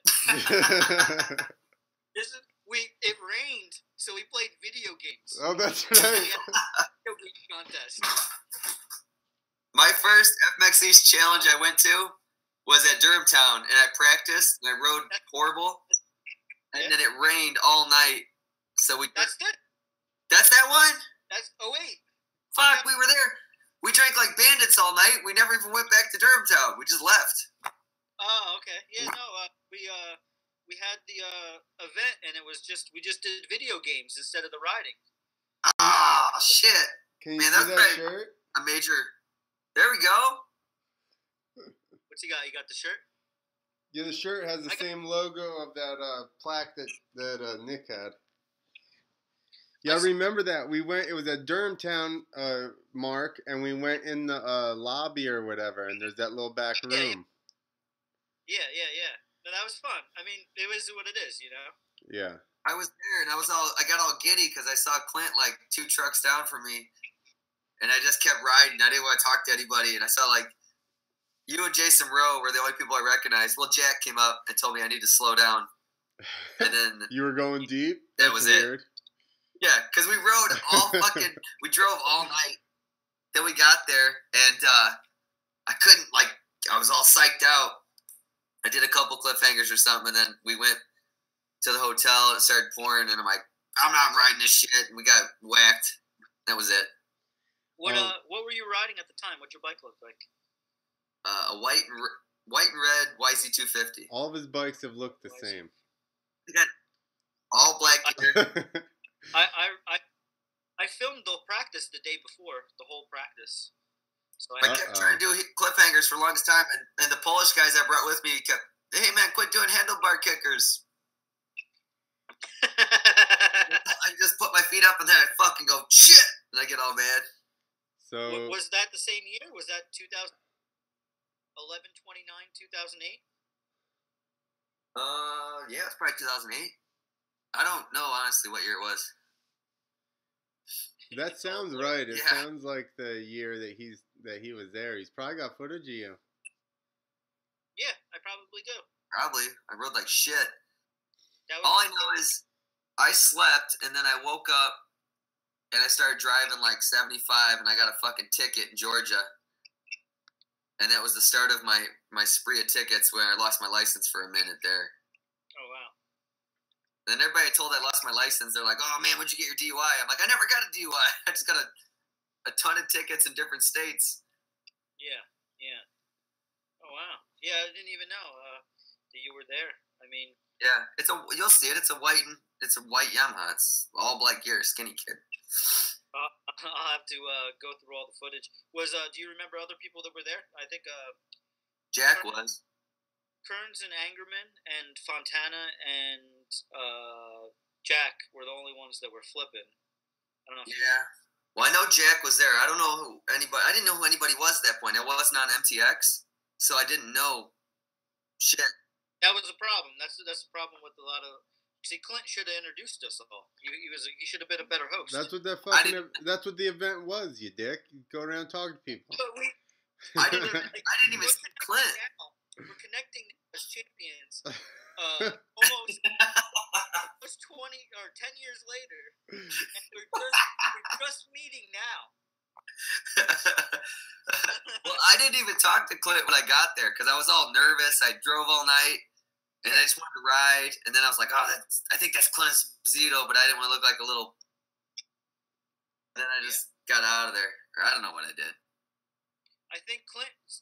We did talk to Clint, and Clint wanted to answer our text messages because he said that we were New Jersey like jerk offs. Like we were. He's like, everybody from New Jersey is an asshole. Yeah. Well, that makes sense. Like, the one time he was at another event, and then all these Chicago guys showed up. One of them was the fucking machine wearing pink boots. They're like, are these guys with you, Clint? They got to be with you. Yo, that was the AFMXA thing, and anybody that wasn't from California or New Mexico, Arizona or New Mexico, obviously was one of my guys, and I got blamed for him no matter what. But Clint, we were definitely with you, whether you wanted us to be or not. You were. Yeah, so was Machine. You were with me, and vicariously, Machine was with me, but I didn't never. I'm like, I only met that guy once before. Fuck you. They're like, yo, get your boy or whatever. Huh? Was Machine his screen name on MTX? No, he didn't even ride. He was just my buddy who wore a leather mask and hung out with me. An S&M outfit all day long at the contest. He had like six inch tall fucking pink duct tape platform shoes that went halfway up his calves, and then he had little short like jean shorts, and then he had a black t-shirt that was cut super short that had the nipples cut out, and an S&M mask on. And he literally wore this all day long at the contest. I can honestly say that if I was there, I would have been going around telling everybody that's Clint's friend. Yeah, you didn't need to. You didn't need to. I literally, Deegan's like, oh, your guy's over here. And I'm like, I don't fucking, that's not my guy. I met him once. Give me a break. You guys are best buds. He wouldn't even talk to me at the bar. I tried to bro down with him at the bar, Nick. He wouldn't even talk to me. Who, Machine wouldn't? No. Deegan. I thought that's who you were talking about. Oh, Deegan? He wouldn't Deegan's bro down with me. Deegan, no, Deegan is the machine. Best buds with the Machine, though. Deegan is the machine. Deegan dressed like Moto Triple X? Exactly. Yeah, he is. Deegan is the machine. Deegan and Metzger are the machines. That's right there. This is all Machine. There's Machine giving me like a pep talk before my. Can you see this? I can see it. Yeah, I can see it. Oh yeah. Machine give me a pep talk. So Leah, he didn't have short shorts on. My bad. He had regular pants on, and then he's got a black T-shirt on with the sleeves cut off, and it's cut like not even straight across his belly. It's just kind of whatever. And then there's a big holes where his nipples go. And the leather mask had I didn't remember that it had those spikes sticking out of it. I just thought it was a leather mask, but yeah, It had the zipper mouth. Don't forget that. What was? Oh, sick. Okay, now this one's got a picture of his boots, and they are at least 6 inches. I was correct. Wow. Those are DCs. We made them. We put foam on them. We're going to have to post this stuff, Nick. You're going to have to post this. Make a little collage or send them to me, and I'll make a collage, and we'll post these up. The best part was this was my second year doing it, and at this point, I was doing shows, and I hadn't really worked on my tricks. But Rossi was going, so we made it a trip. There was 5 of us in the truck. So when I'm rolling through the pits, people are just like half getting dirty looks, half perplexed, and I'm like, I knew it wasn't gonna do good, so I didn't even give a shit. I'm like, Machine, hop on. Dude, that was a long trip. Oh, there's Machine and my wife. That's dangerous. What are you letting them hang out together for? Well, that's me there. I was Scott Rattler. Party your goddamn dick off, Nick. Look at his skirt.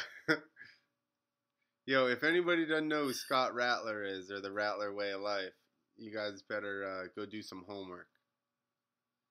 They know nothing. And then party your goddamn dick off. Stop it with the music. There you go. This was from the, that's Michael's on Fuel or whatever when they did the recap of the FMX. So wait, is he your mascot? Yeah. It's my buddy, yeah. He was that day. I gave him stickers, and he's like, you put them on?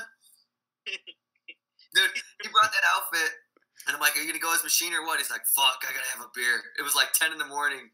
He just slams the beer real quick, puts the outfit on. I think I do remember that. Once he put it on, he was committed. He couldn't. Did you see Jordan Burns at Supercross this past year? Did the Moto Triple X girls? Did you with see the great big ladies? The Moto Triple XL girls, I guess you would call them. I did see a thing, and I was like, is this real? I love it. They're porn stars. They're plus-size models that do porn. And they love it. They signed more autographs at the Supercross race than probably all the riders combined. I'm sure. Oh, my gosh. It was the biggest hit. Like, Jordan is like a genius when it comes to like just doing things that probably pissed the Supercross community off. Like, he's been known for that since the Deegan days. Yeah, that's what they've been doing since day one, right? Yeah. He's a funny dude. You should try to have him on a podcast. Yeah, that actually sounds like an amazing. Do you think you can connect those dots? Yeah, I talk to him almost every day. I'll just mention it to him. Are you guys pen pals? No, just like, dude, like, you know, it's like you're pen pals. Did you? You guys know write how it letters? is, like, we have like 3 people. Like, let's say, like, I have 2 people in New Jersey that are into what I'm into. So, like, even though there's like a lot of people in California that do FMX, and that's what he's into, and, you know, then the free riding and stuff, like, you still only connect with a few people in, you know, the United States. Like, what, we have, like, let's say there's 3 people in every state on the East Coast, and maybe, you know, in the Midwest. So, like, we pretty much know everybody. It's just getting connected, you know? So, like, I don't know. He has a lot of really good stories. I'm sure. So, like, he hit it off pretty good. Yeah, he's in a fucking badass band. I actually have another podcast that I've been wanting to do for a long time, and it's literally, well, I'm gonna generalize it to action sports, but just having people tell a crazy story that they can tell. I just want one story. That's cool. That, you know, hopefully it'll be like 10 to whatever, half an hour long, 10 minutes to half an hour long, and just one story that you're like, this was the craziest night or whatever, that you can tell. Obviously, a lot of the stories will be omitted. You know. It's just bleeped out the whole time. Well, not even that. They just won't be told. Yeah. You should just get, like, I mean, there's a lot of people that have a lot of good stories. It's just a matter of, like, where they are in their life and if they can tell it or exactly. not, you know? But here's the thing. There's always one. you've definitely got one that's PG enough that you feel that it's still gonna be cool, and you can leave some names out or whatever. Leave out the drugs that you did before this happened or whatever the hell happened. You know what I mean? And just. I'm just gonna tell a story about someone else. Like, this definitely was not me. This guy did all this stuff. Whatever. We can just have you as a anonymous voice. My face blurred. Yeah. And like all my voice. Yeah, you'll be like. I'm like, one time Clint was in Kentucky. So this and he got blacked out and kicked out of the arena. I got like a lot of really good stories. I was in California, but unfortunately, like I don't want to be the one to like tell everybody. No, like everybody's got to tell their own story. Yeah, like you definitely that could be something right there. You know, it could be a shorter YouTube video that's easier to do. Yeah, you know what I mean, you should just go full TMZ, Mark. Just get your water cup with your big straw and just start blabbing. I know. I was telling you, like you know, even like Supercross stuff. I heard a lot of Supercross stuff, like why, like RCH, folded, and it's like I'll tell you off camera. But yeah, you were sending me all kinds of shit on Instagram one day, like. Yeah, I heard a lot of really cool stuff, but it's like no, it's there was a lot of really cool people at that premiere party for On the Pipe, and like it was really funny because like I'm on Instagram, like I'm not a famous rider or anything like that. I walk in and I'm talking to people, and like I run into Link, and like Larry Linkoggle is like free ride god from back in the day. You know what I mean? Like the cool. You don't know if he's gonna like you or if he's gonna beat you up. You know what I mean? That kind of thing. But Jordan was like, "Hey, did you meet Moto Pimp?" And he's like, "This is Moto Pimp."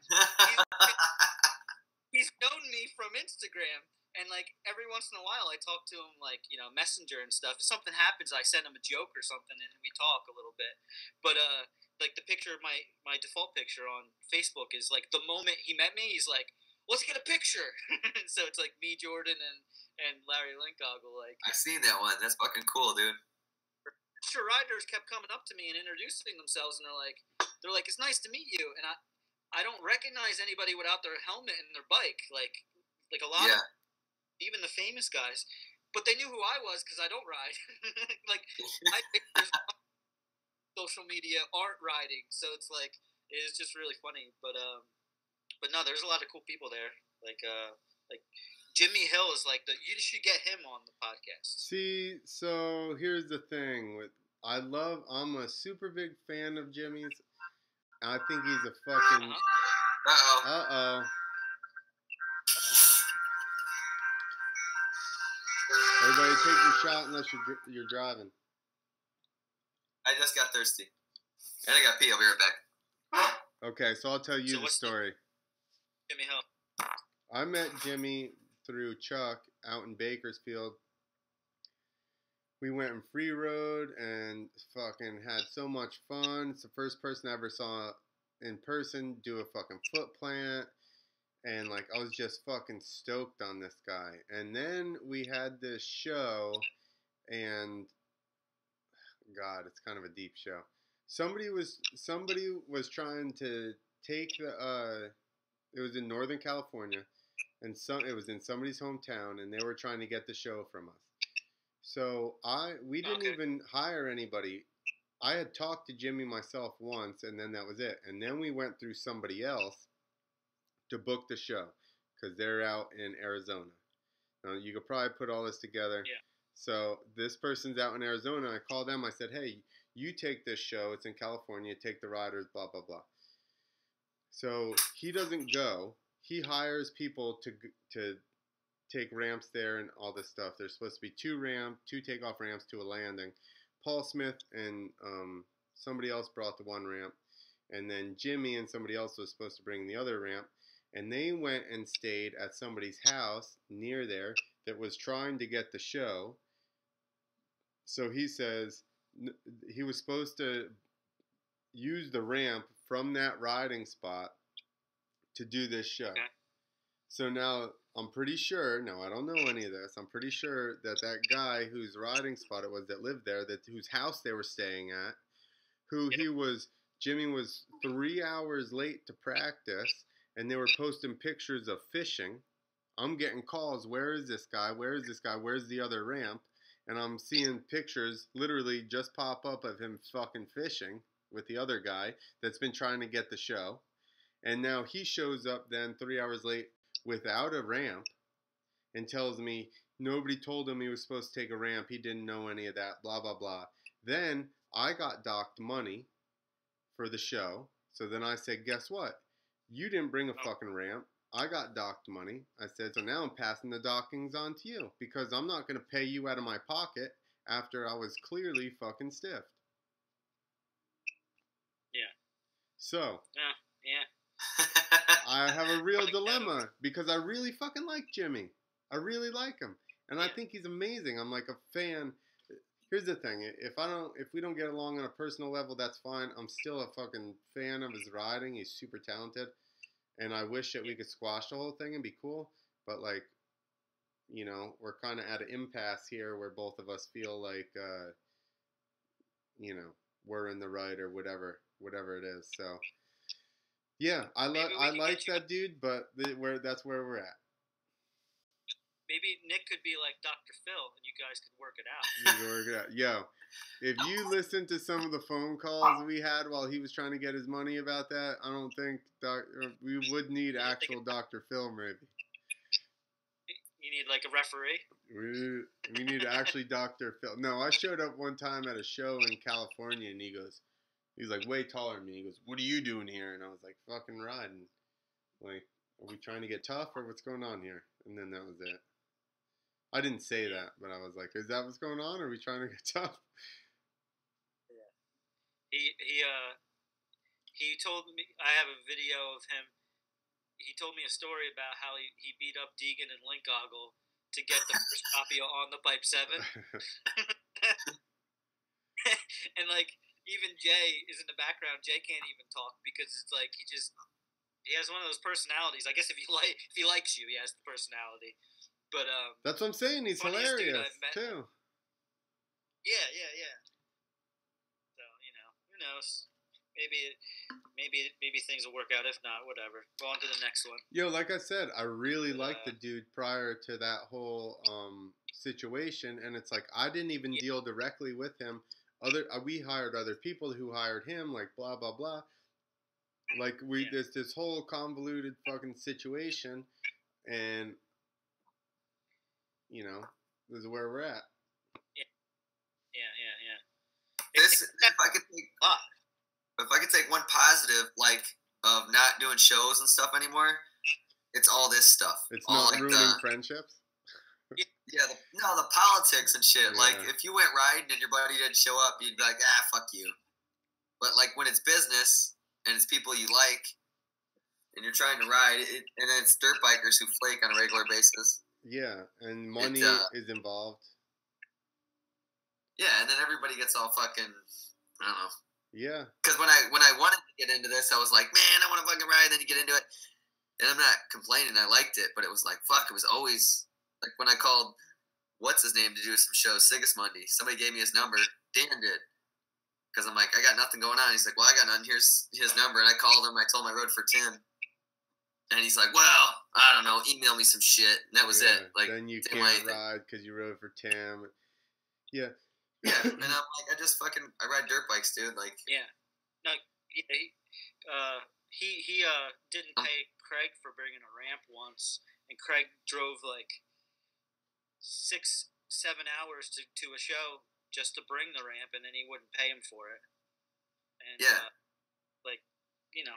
it happened. I don't know. It's like it's turning like a fun sport into, and it's all nickel and diamond. It's like $500 here, $1,000 there. It's not really that much money. No. But like, take it personally. But to a guy living like in his van, who has no gas money to get back, that's the fucking end of the world. That's true. One, and two, the problem is that it's not enough money to sue anybody over. You're going to spend way more than that on fucking legal fees and all that shit. So it's like, you could have been famous. You could have just took them to like Judge Judy. I should have.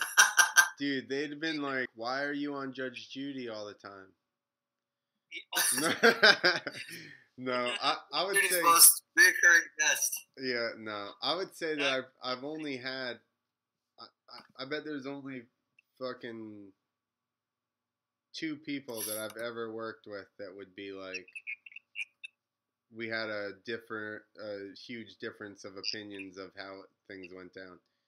Because I always paid everybody, and I always paid better than most promoters for a long time, until finally it got to the point where everybody was undercutting you. Even people you were using all the time would turn around and undercut you, and then it's like the overhead's gone because people are now talking directly to promoters. They're booking themselves for what they get paid, not realizing that there's booking fees on top and blah, blah, blah. And now the prices just got pushed down and down and down. And that's why when I finally got hurt and I was just totally down about all that shit, I just like walked away from all of it, because it's even your friends. All these guys are my friends, and we have like fucking some kind of money turmoil because of fucking some stupid shit, you know? Over it. Yeah. Moto Pimps would take a leak. That was quick. That was quick. Who, me? No, I was just checking on something. He's got a cup. Sure. He's got a cup on the side of the right out of camera range. He pees in. Yeah. I thought about that as I was missing the Jimmy Hill story. I was like, I should just get a Gatorade bottle out there. I'm like, what's like a vacuum cleaner hose and put it underneath. You gotta go shop vac. They can handle water. Nick, what are you doing out there with the shop vac? Put it away. Put it away. I'll be in a minute.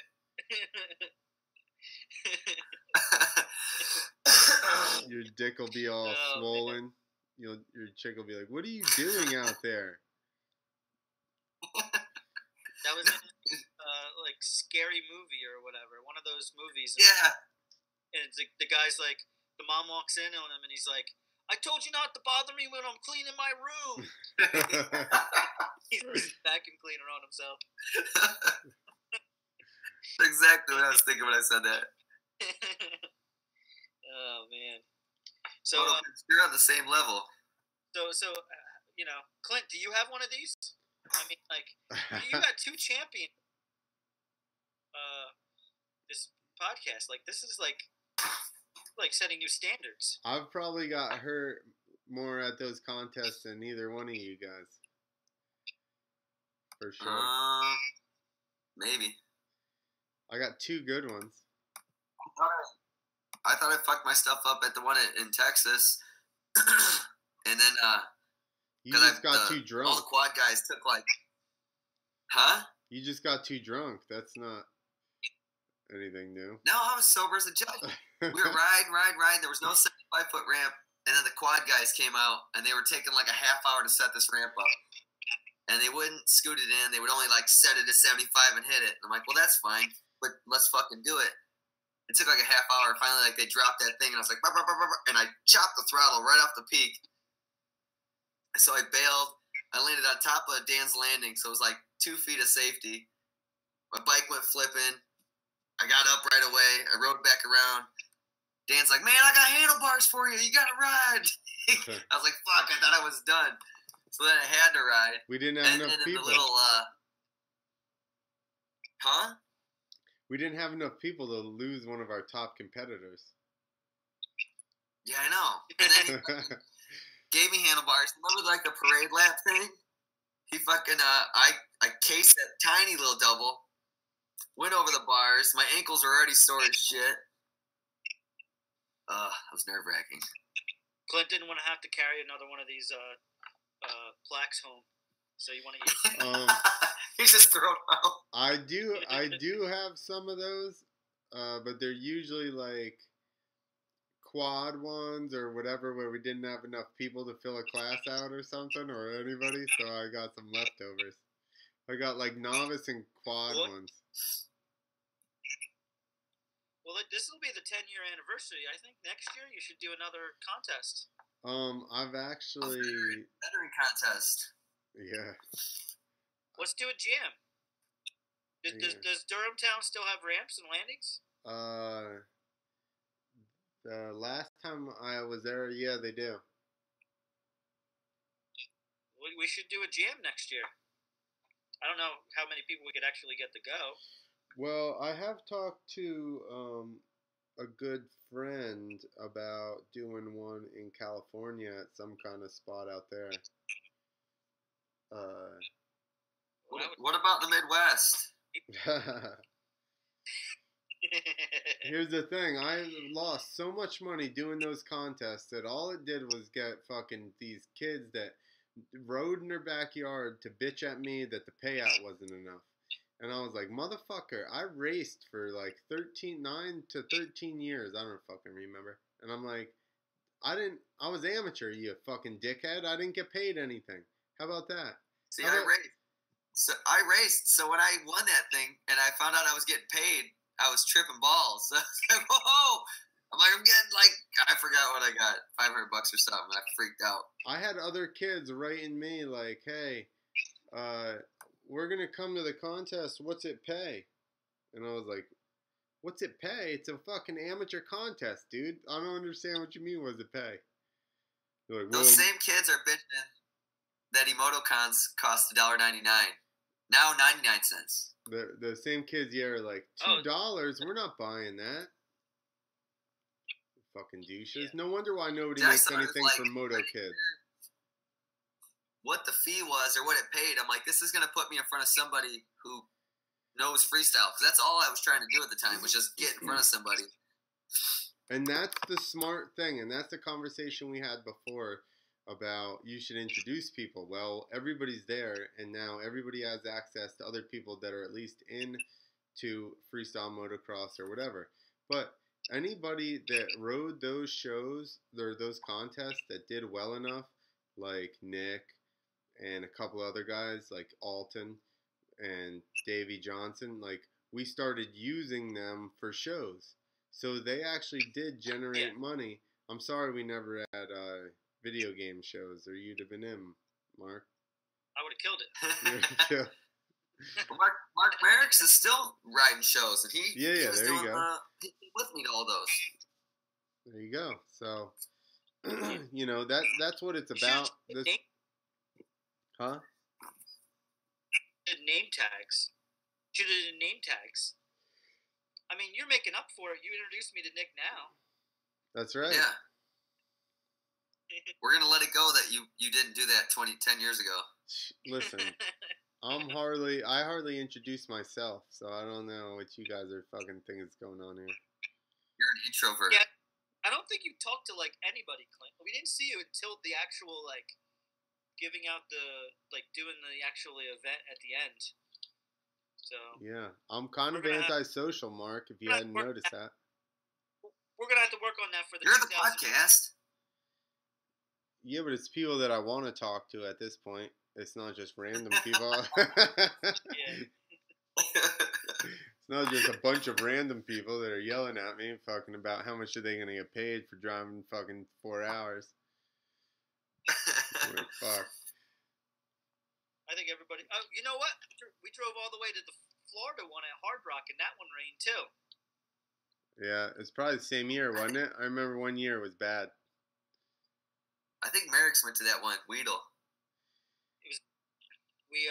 We ended up just having a really long safety meeting and then driving home. We did ride the day before, right? What's that? We got one day of riding and we just didn't actually get the contest in. At the Durham Town one, yeah. No, at Hard Rock. Maybe you showed up too late. We showed up like 2 days early, and it rained for like 3 days, and then we were like, we're out. And then I found out that it rained for like another week after we were gone. And Paul wasn't even there. He was in another country doing a demo or something. I don't know. Well, maybe it wasn't that. Maybe we didn't get the ride. I do remember riding at Hard Rock with Paul and Sean Connors and a bunch of people. I feel like it had to have been a couple of days before when that contest was supposed to be. Yeah.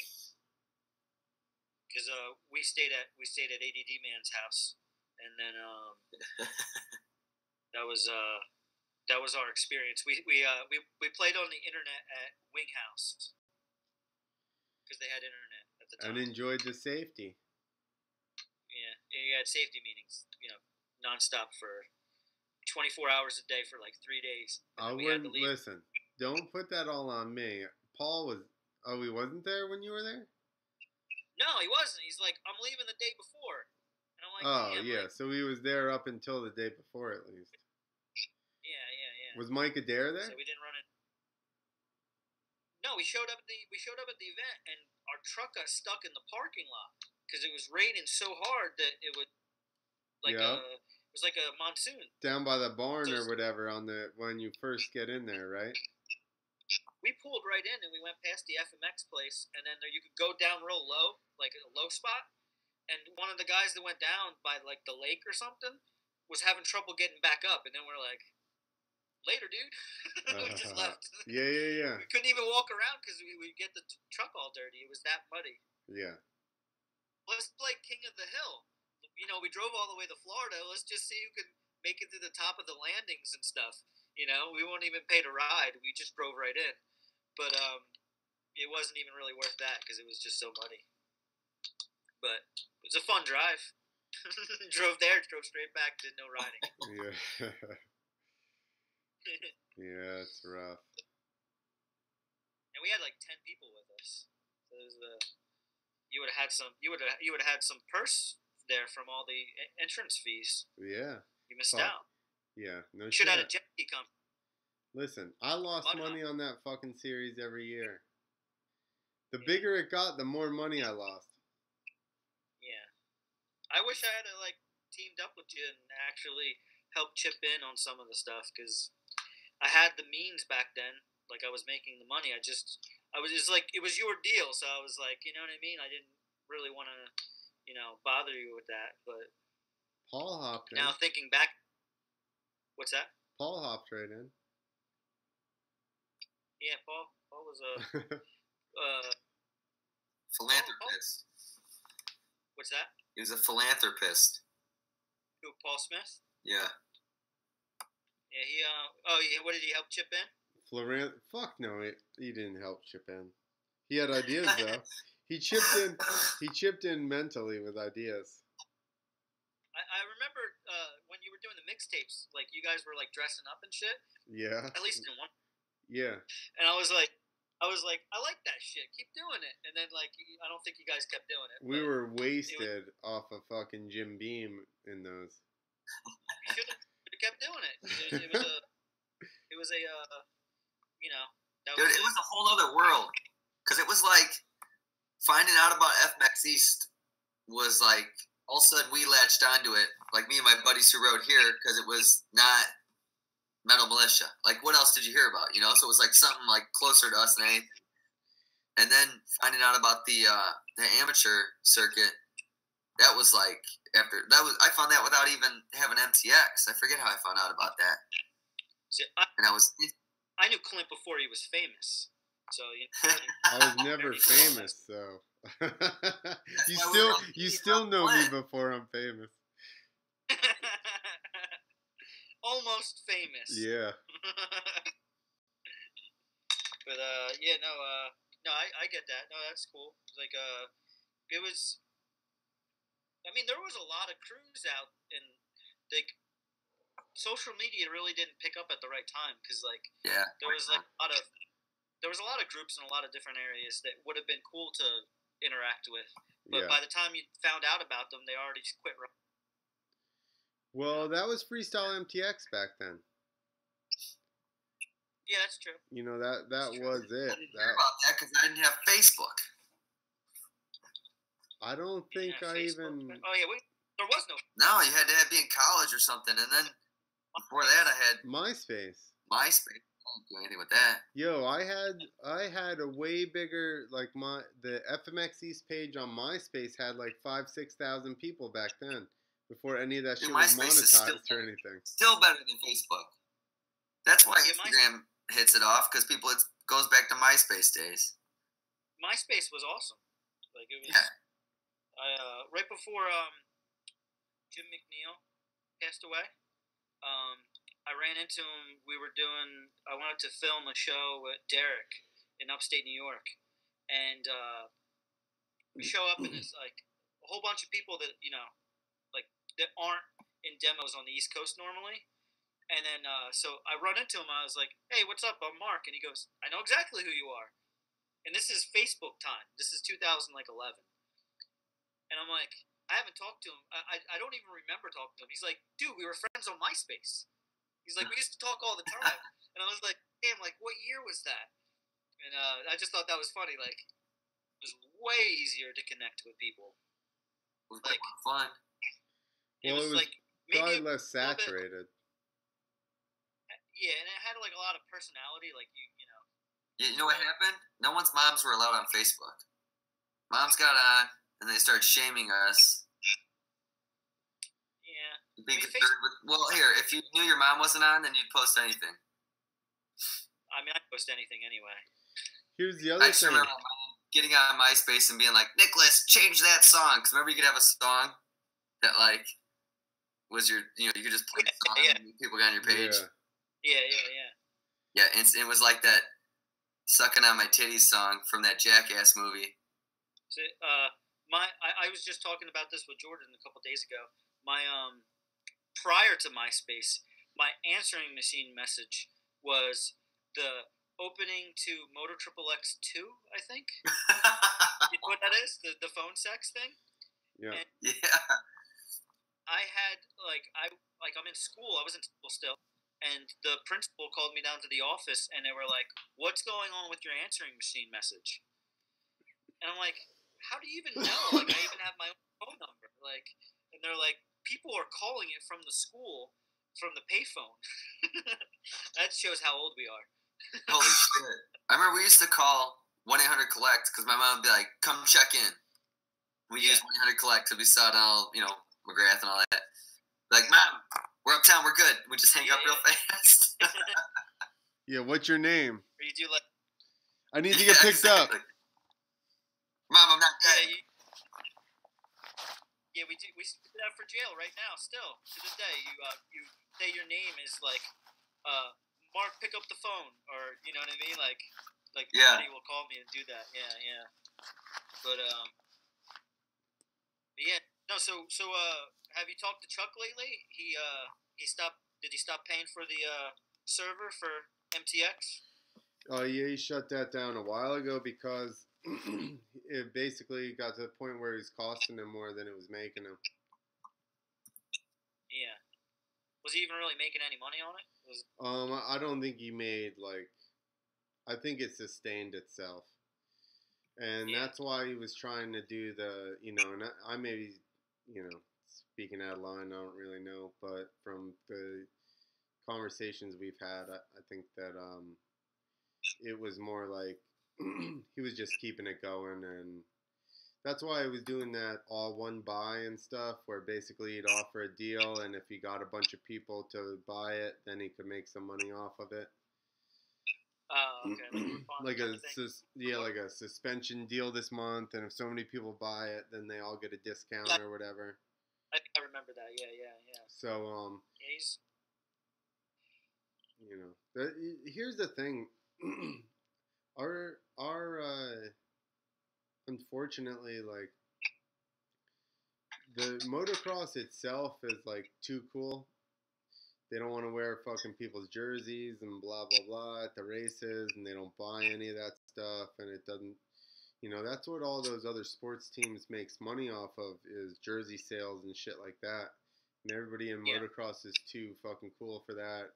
Everybody's trying to get sponsored, I've had people bitch about the $2 for eMOTOcons, and I'm like, listen, I spent like $20 grand on that shit. Buy a fucking $2 app for your phone, you dickhead. But this is how everybody is in this sport, and FMX is even worse. Everybody's trying to get sponsored. How much does it pay for me to go to your amateur contest? You're like, nothing. It's an amateur contest. You got that? This is not a show. It's such a small market. Like, the market is so small. Like, skateboarding is cheap.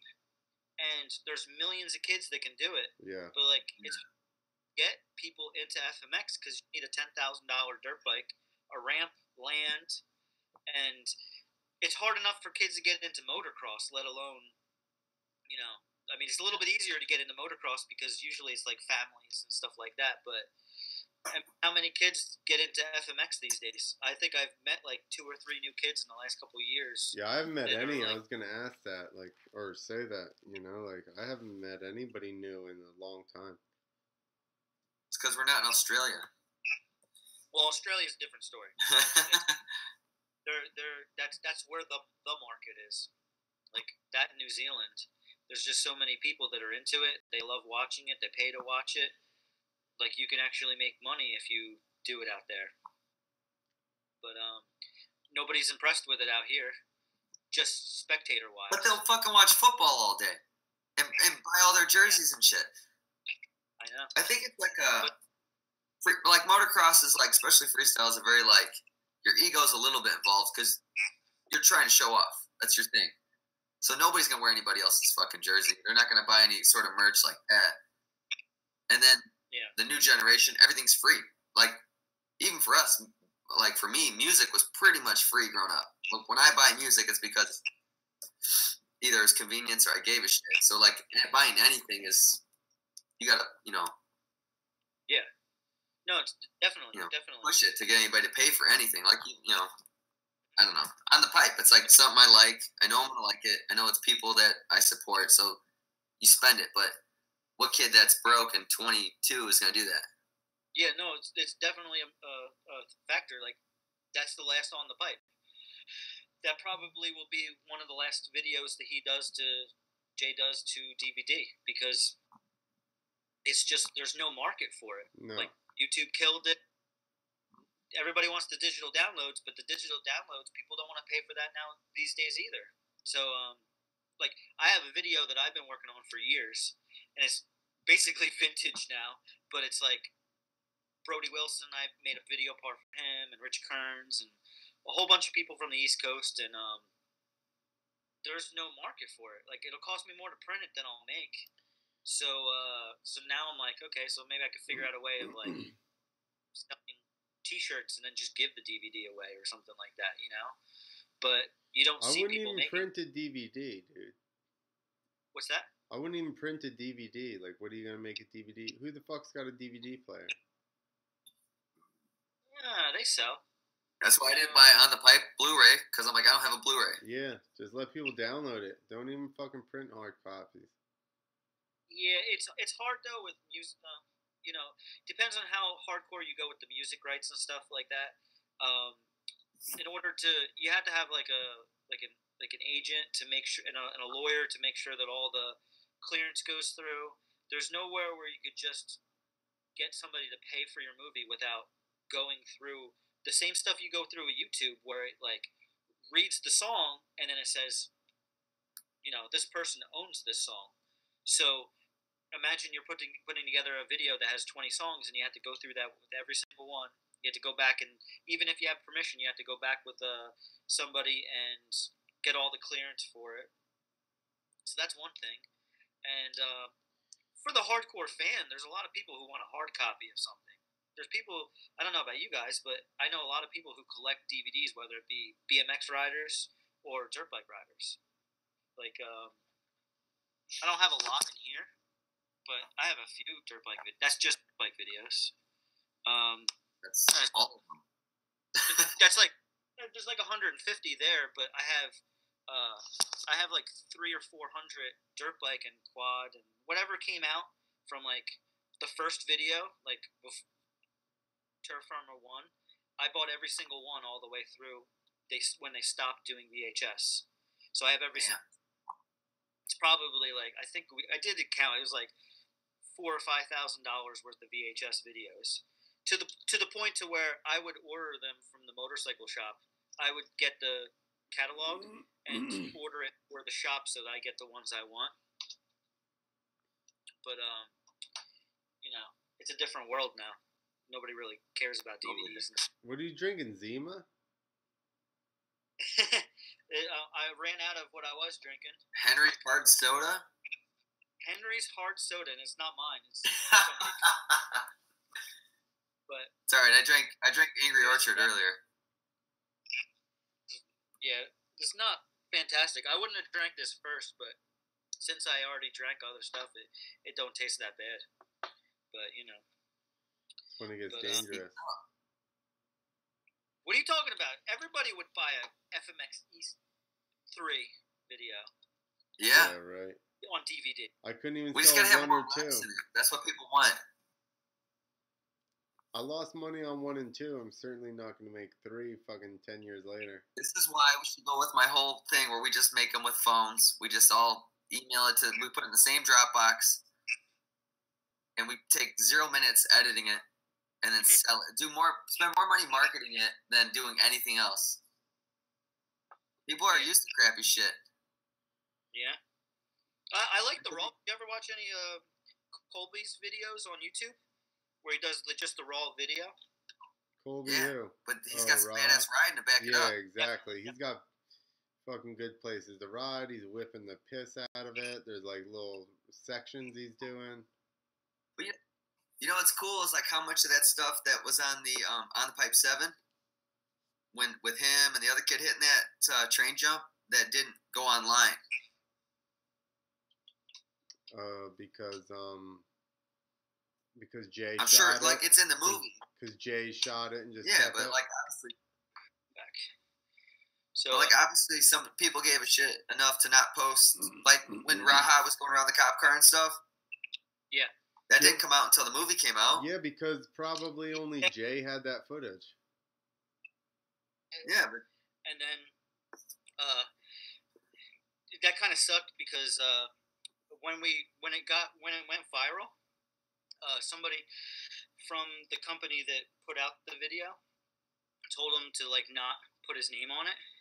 So then everybody just shared it, and it got millions of views. And it didn't say the rider name. It didn't say where the movie. So that was kind of a. And it just goes right into the million of videos of dudes on bikes swerving around cops. Yeah. Yeah. So, except it was fucking way cooler. Yeah, definitely. So we ended up being like that was like a whole thing for like a week.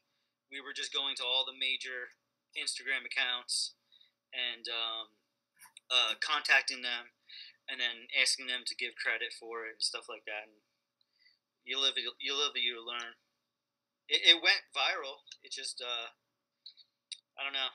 Like people they crop everything out so that it's just that clip, and it doesn't really help the sale of the video. Right. Right. But at least it has some notoriety. Like, you know what I mean? Like everybody's seen that clip. It was like everybody was sharing it on Facebook that doesn't even ride. You know, like people sharing it with me, and I'm like, yeah, I Was that fake news? I feel like it's fake news. Fake news. I was in a meeting with Jay and the guy that is running the militia's clothing distribution. Dude, I was just telling my wife, I'm like, we got this guy on the podcast. He was sending me all these Snapchats. And then, yeah, about that. yeah. So we're in a meeting, and he's like, and we were talking about that, and he's like, not even talking to me, and he's like, you know, if he gets in trouble, we're behind him. We'll pay his legal fees. We already told him that he doesn't have to worry about that. And they weren't acting for me. You know what I mean? Like it wasn't like they knew I was going to come on the podcast. You know. But like that's like I don't think Colby cared. Like even with the Kyle thing, when Kyle was doing Cassandras, I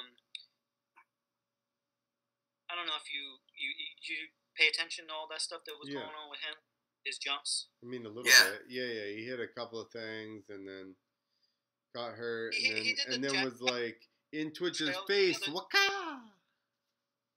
Oh, that's the other guy. That's the one that Scummy said, "Don't do it for likes." Those dudes are actually really funny. They're really cool dudes. Jeff Scott and all those guys, Moto Army, True Films. But when he was going to do the jump before he did the 60 jump, the jump over the highway, he did the Jackrabbit Trail jump, which is actually pretty close to that. It's like the one that like McGrath did and all the free riders back in the day used to do, where they jump over. You know what I'm talking about, Clint? That step up thing over the road? It's like a step up, yeah, over the road. Is it Steel Roots? What's that? It's Steel Roots? Is that when they were like? Is that when Metzger had a broken femur and they were talking to Hughes, and he's like, nobody wanted to hit it, and then Metzger comes out of nowhere with a broken femur. Yeah, no, this is a way gnarlier jump. I think you have to stop on top of it. Like, I think it drops off on the other end. It's like a really gnarly step up, and so he did that. He sent me a video of it, and he's like, "Will you post it on the Moto Pimps Instagram?" And I was like, "Yeah, awesome," And he's like, "What else should what kind of content you like?" I was like, "Well, jump over more roads. Like, that's awesome. Like, you know what I mean? Like, that's the kind of thing people want to see." So he hit me up, and he's like, he sent me the still. Did you see when he posted the still frame, and it looked like photoshopped of him jumping over the 60 freeway? And he sent it to me, and I'm like, damn, that does look photoshopped. Like, it doesn't even look real. It's so big. Like, he's so high in the air. Yeah. And then he sent me the footage before he posted it, and he's like, "This is the jump I was telling you about." He's like, "I got another jump, and I'll do that." And that was pretty gnarly. And then he did the and like, I knew all about that as it was going. Like, the 2 weeks prior to it, like, finding the jump and all the stuff with, like, going and grooming it. He was sending me videos of him grooming the jump. And when he crashed, it was like, was it worth it? And I go, well, like, the amount of attention you're getting, you couldn't pay for. Yeah. Like, you know what I'm saying? Like, okay, you crashed, you got hurt, that sucks, but like, he's paying for it. But Kyle didn't get any tickets at all. He didn't get in trouble. No, it's not. As far as I know, he got tickets, all right, at the hospital. The hospital ticketed him. Definitely the hospital bills. But I was like, okay, so you get in trouble and you get like $3,000 worth of tickets and legal fees. That's still pretty awesome. Like, everybody's gonna know who you are. It's kind of like old school dirt bike video style. You know what I mean? Like Seth stuff. Here's what he needed to do: film that shit, post it on his own YouTube, and run a bunch of ads on it. Definitely. And then once that shit started getting hit after hit after hit, then he would have at least gotten paid off of it. Yeah, I didn't monetize mine because it's not my footage, but on my YouTube, it got like 60, 70,000 views or something like that. It was pretty crazy at the time. Send it to me, I'll monetize it. I recorded every news station that posted the stuff about the 60 freeway and the train jump. And, like, I have news broadcasts from, like, South Africa and, like, New Zealand and stuff. Oh, that was everywhere. How did you find that stuff? You type... What's that? How'd you find it? Just search? I would just Google... If you Google Kyle Cassandras, it comes up with, like, a million, like, hits. Like, specific to name. If you type in any other rider, it doesn't do that. You know what I mean? Like, it's really... All you got to type in is, like, Kyle, K-A-T. Yeah. Finishes it. And so I was saying the same thing about Colby. I was like, there's no downside. Like, in the scheme of things, they're not going to give you, like, a really big fine. They can't ticket you that much. They're not going to put you in jail for trespassing. So, like, in the long run... And endangering your own life. I'm not saying go out... Yeah. But then again, it also comes around, you got to watch out. If you were, like, filming them, you can get in trouble for endangering the actual person that did the stunt. Let's see the next video, Nick. Huh? Let's see, what's that next video? What was the next 120-foot jump. Oh, shit, I got to exit out to get out of the thing. What do you mean? It was starting to play. Sorry, for people that are just listening to audio, which is most of you, we were watching the next dude, videos of him jump that freeway and stuff. Go ahead. Preview. the next dude that jumped the train jump, I think he broke his femur, and so that's who got really hurt and was like, "Waka!" On the Suzuki, right? Yeah. He was bad. Yeah, the Waka guy. He's awesome. Waka! Man, that was just bad because Scummy went out there. I like Scummy, but he always seems to show up where there's attention, and he would like. He kind of was like, dude, don't do that. I know he was looking out for that guy. Yeah. And that guy, I mean, if you show up and tell everybody you're going to do it, and somebody says don't do it. Yeah. Where you at? And you're 20-something? Like, you're going to fucking do it. Yeah. Well, Scummy lives, like, right near the jump. So. Yeah. And they probably hit him up and were like, yo, he's going to go for it because, it's Scummy. I know. It just was like, yeah. I totally had forgotten. Definitely a lot of news broadcasts because of that.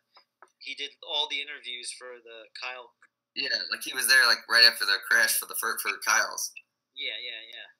So, but I don't know. It's the most exciting. I hate to say it, but it's like one of the more exciting like dramas that have happened in freestyle in the last couple of years. Like it's like you got really clean cut people doing like Red Bull contests and then now just X Games.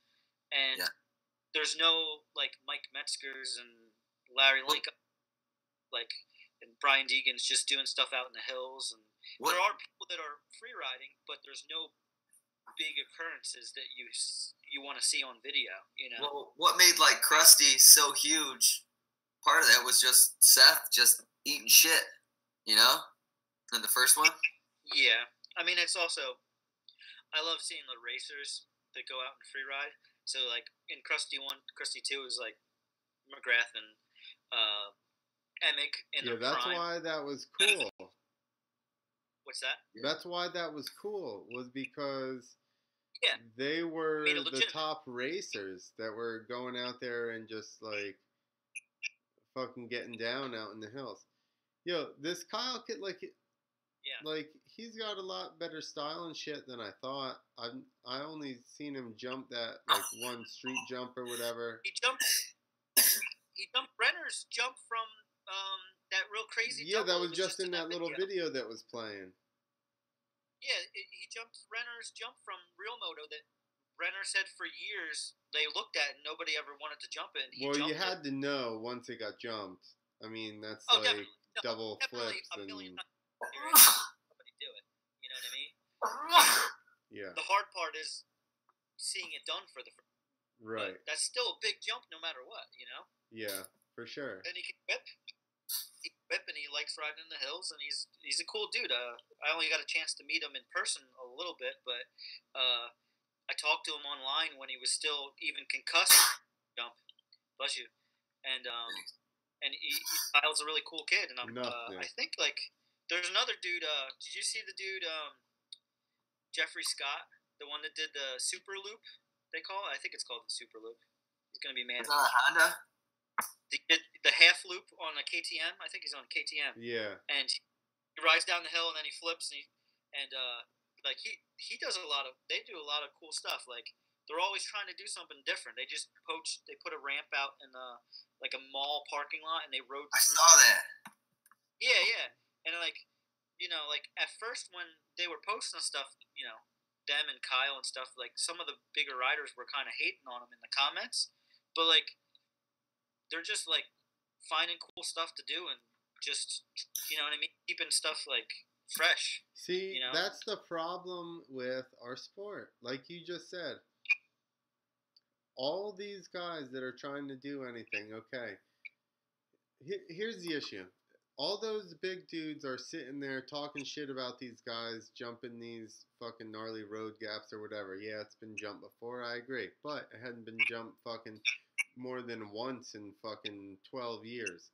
You know what I mean? Like, it's obviously a gnarly jump. And instead of everybody supporting everybody, like, Renner one time told me, he's like, everybody in our sport's a bunch of fucking haters. Him included, because he texted me and talked shit about the fucking eMOTOcons, because it didn't work on his phone or something, didn't download. But you know, it's like nobody's supporting each other. Nobody's buying fucking Emoticons. Nobody's buying fucking people's jerseys to wear to the races.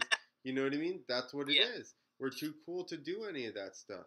And it's like we're all trying to get sponsored. It's such a small niche group that everybody thinks they're badass. Everybody's trying to get sponsored and fucking sell their shit and blah, blah, blah. You know? It's ego, man. We need more yoga. Yeah. Too much ego. Namaste. Everybody's like, wants to be the guy. You want to be like, I mean, the reason you're doing tricks is because, I don't know, the reason I was doing it, I mean, it's fun, but it's also fun to like watch people get excited over shit. Yeah. And I think, like, a lot of those guys that were coming out and they were getting comments that were like, oh, you know, they don't know what they're doing, whatever. But, like I've seen a lot of starting to be a lot more pro riders are noticing that these dudes, like, love riding and they like what they saw of, you know, like Larry Linkoggle, for instance, in the past and other riders, and they're fans of it. They want to be a part of it. Goons that, oh, these guys are pros and they don't want to accept these guys that are coming up, but they do something original, you know, they're gonna start to get noticed. That's the issue that we're at, is that it's gonna be it's gonna branch off and be a different thing. Like you're gonna have contest people and free riders, and then you're gonna have people that just fucking set up ramps and jump out of parking lots and shit like that, and that may end up getting, as far as the internet wise, way more hits and way more attention and way bigger name. You know, like somebody said to me, let's put this into perspective. Somebody said to me, I love motocross. Back in the day, Jeremy McGrath was the best, but now Travis Hodges is the man. Like, he's way better than McGrath. And I was like, what the fuck are you talking about? Do you have any idea what you're talking about right now? I'm like, it's not even the same. What are you talking about? It's not even the same thing at all. This kid has good style and can whip shit out of it and jumps or whatever. But Jeremy McGrath won 8 fucking Supercross championships. I don't understand the comparison here. It's not even... But he landed in a wheelie. He landed in a wheelie, Clint. Oh, that's true. McGrath did that in a video. His name right. Clinton didn't get his name right. Travis Hodges. Let's just, like, trademark that. Travis Whatever Hodges. his name is. What the fuck's his name? I forgot. Slay. Yeah, but no, I mean, I can see kids getting into that because I lost his name. He's promoted so much. But I get exactly what you're saying. It'd be like Axel. You know, there you go. Bubba in his prime, free riding, or you know what I mean, like right. Ryan Moto or something, you know? Yeah, exactly. Yo, I used to like Travis Hodges is the Ginger Dolphins. Cousin. That was another thing. Is that did I tell you that nobody knows who the Ginger Dolphin is? And yeah. We had like a discussion with like a whole bunch of like people that are like, you know, like the guy from Metal Militia and like Jordan. Jordan was trying to figure it out, and so was Jay. And they're like everybody, like they all have like they're talking to other people, and they all have ideas of who they think it is, and they know the whole backstory of the guy because they had conversations with people. So they're like, he was in jail at this time, and he knew this guy at this time, and they're like, they're trying to figure out who this guy is. And Nick really loves his Instagram page. Well, his most recent picture is the one that really sets me off. I love it. Like it. What's that? It's horrific. I just clicked on it again just to like see it. It hasn't changed since. Let's see it. Since you turned me on. What is this? This is you just got a picture of a bar up. Oh, you can see that? Shit! You guys been looking at everything I've been doing? You fucking drunk? Yeah, you were looking at porn and shit. I was like, what? There you go. There you go. That's the Ginger Dolphin. Got a sneak peek at the 7MX jockstrap. That's why I had to get off. It was horrific. Yeah. No, but you know what? Like, this is the kind of stuff like that's funny about riding. Like, that's all those side jokes and people like, and it's that we should all go back to using screen names from AIM. Yeah. And like all the riders should just have nicknames like the Flying Hawaiian, and you know what I mean, like that kind of thing. I think we should just go back to that. That's why I like Instagram.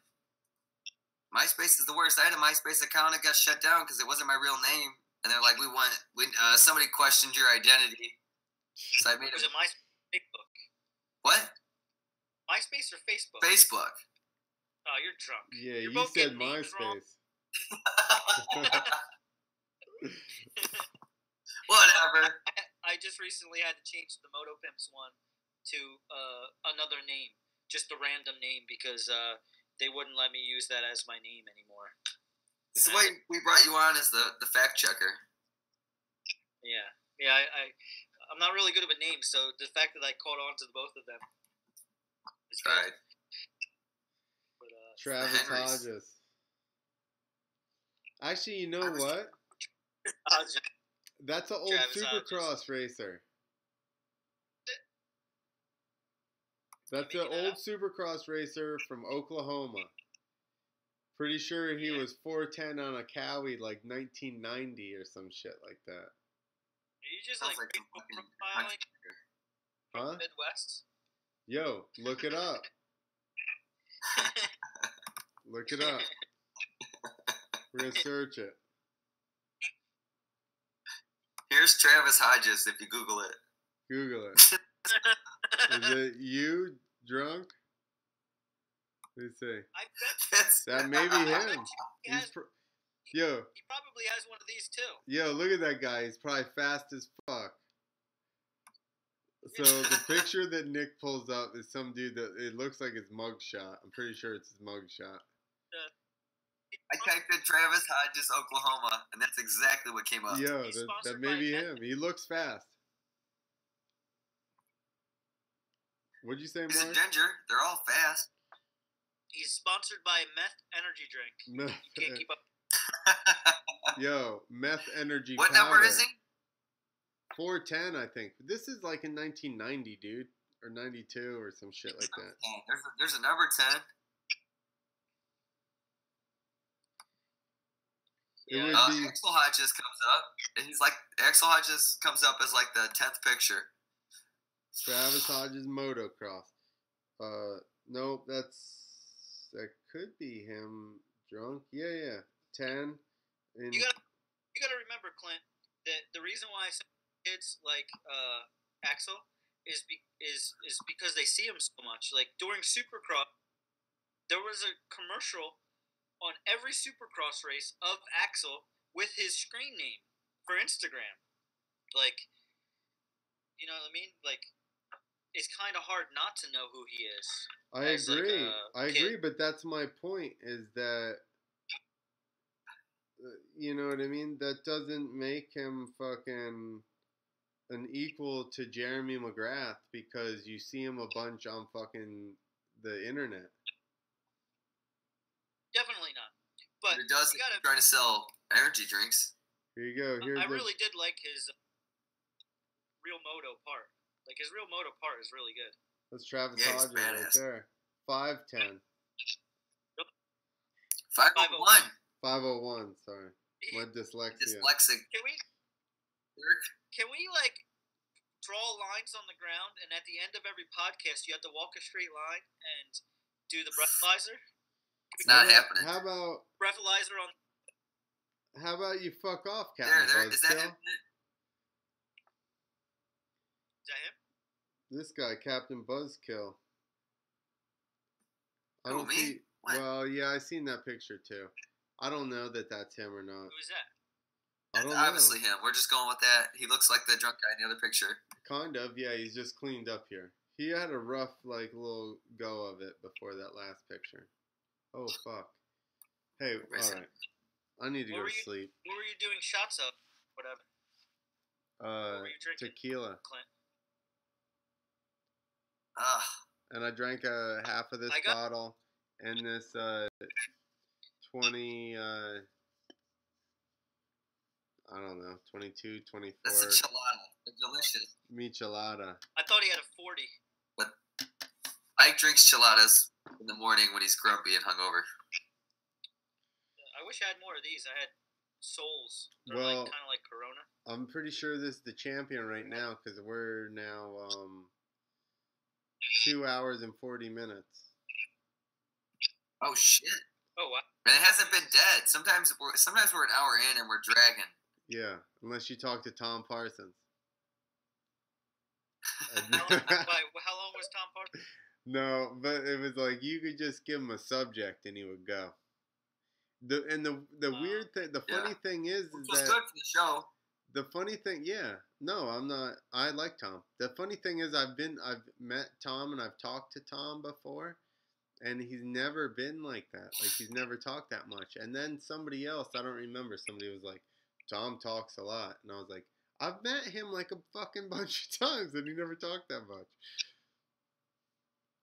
Just gotta tell him. You gotta put the. Was he drinking? I don't That's think a so. good question. I don't think he was. We did a show in Atlanta. There was a that raising the bar thing with Renner, in Atlanta, like down, like midtown Atlanta, and I was like, Renner, I need in this show. It was literally like 30 minutes from my house, and I'm like, I need to get in this show. So I just called him all the time, and he was like, we need a flipper for cheap, and I was like, I'll do it. Like, it's whatever. So I came down there and rode. It was Parsons, Brody, and Renner, and yeah, that was fun. And and Travis, what is his name? Hoover. He works for Fox now. I don't know. It's one of Tom's friends from down in Florida, but he's like the Florida athlete rep now, or the Fox athlete rep. And yeah, we just hung out. I talked to him a bunch, and I talked to him probably more than Tom. Tom he didn't talk that much, so I didn't think he was like a big talker until we had him on the show. Yeah. Am I intimidating, Mark? Maybe that's what it is. You intimidating? No. That's your fellow New Jersey response. No. I mean, I'm not intimidating. Like, I'm a talker, so like I will talk to anybody. Like, you know what I mean? Like, if it's a mean, like a bad person, I probably end up talking to them just as much as, you know. Intimidating to me isn't anything, talking wise. Yeah, I agree. I don't know. You seem like, I guess it's maybe. I mean, maybe for some people you have to have topics that they can, that you know that they will talk about. Yeah. Some people just can't talk about things just by picking subjects and going with it. But if like, you know, somebody had an experience and like the Tonight Show, they actually have somebody ask a bunch of questions to see if they have any stories. Like, did anything funny happen to you? Did blah, blah, blah, blah. And they have a list, and then the Tonight Show, like, whoever's, like, hosting knows what to ask already. And, yeah, and you could tell on those shows, too, because it's like they set them up, and then they hit it, you know? They have all the marks. They already know when, like, oh, we're going to follow up with this question, blah, blah, blah. But, like, you know, like, somebody like, maybe like Brody, you know Brody, so you know what he does, and you can get him to talk. So you're like, you know, you had no problem with him. But like, if you didn't know Brody, you kind of would have to know, like, him. Just for example, you would have to know something that happened to him already to get it out of him. Do you know what I'm saying? He was worried about being on the show because he doesn't talk very much. So I was like, hey, come on this podcast. And he goes, how long is the podcast? And I'm like, we usually we try to do it at least an hour. Normally we like to do an hour and a half to 2 hours. And he's like, what do we talk about? And I was like, whatever, dude. Like, we'll just sit there and bullshit. Yeah. And then he kind of, I don't remember what I said, but at one point I realized he was worried about not having stuff to talk about. And I said, you know, we'll just stop it. If we're not talking or whatever, we can just stop it at any time. It's not like it has to go that long or something. He was like, Oh, Yeah. okay. Yeah. But then, like you said, I knew him well enough to kind of No, ask him the questions to get him to talk about stuff.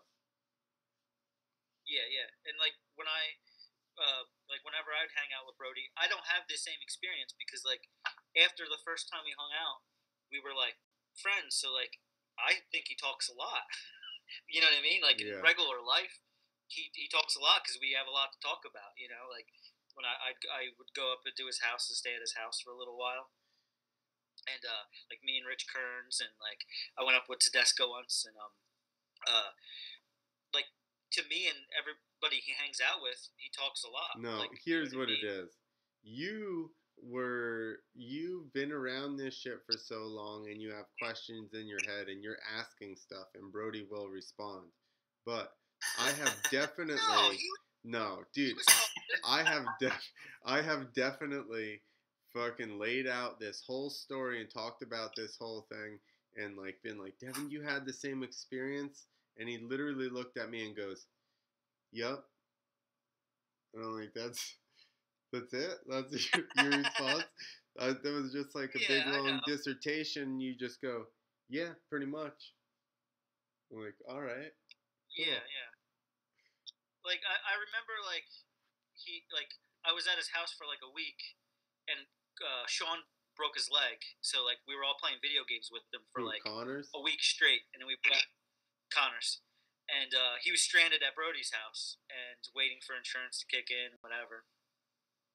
I was getting ready to leave, and then he's like, Tedesco's coming. I never met him. And I was like, oh, he's cool. You know, I've known him since he was like a kid. And he's like, do you want to stay?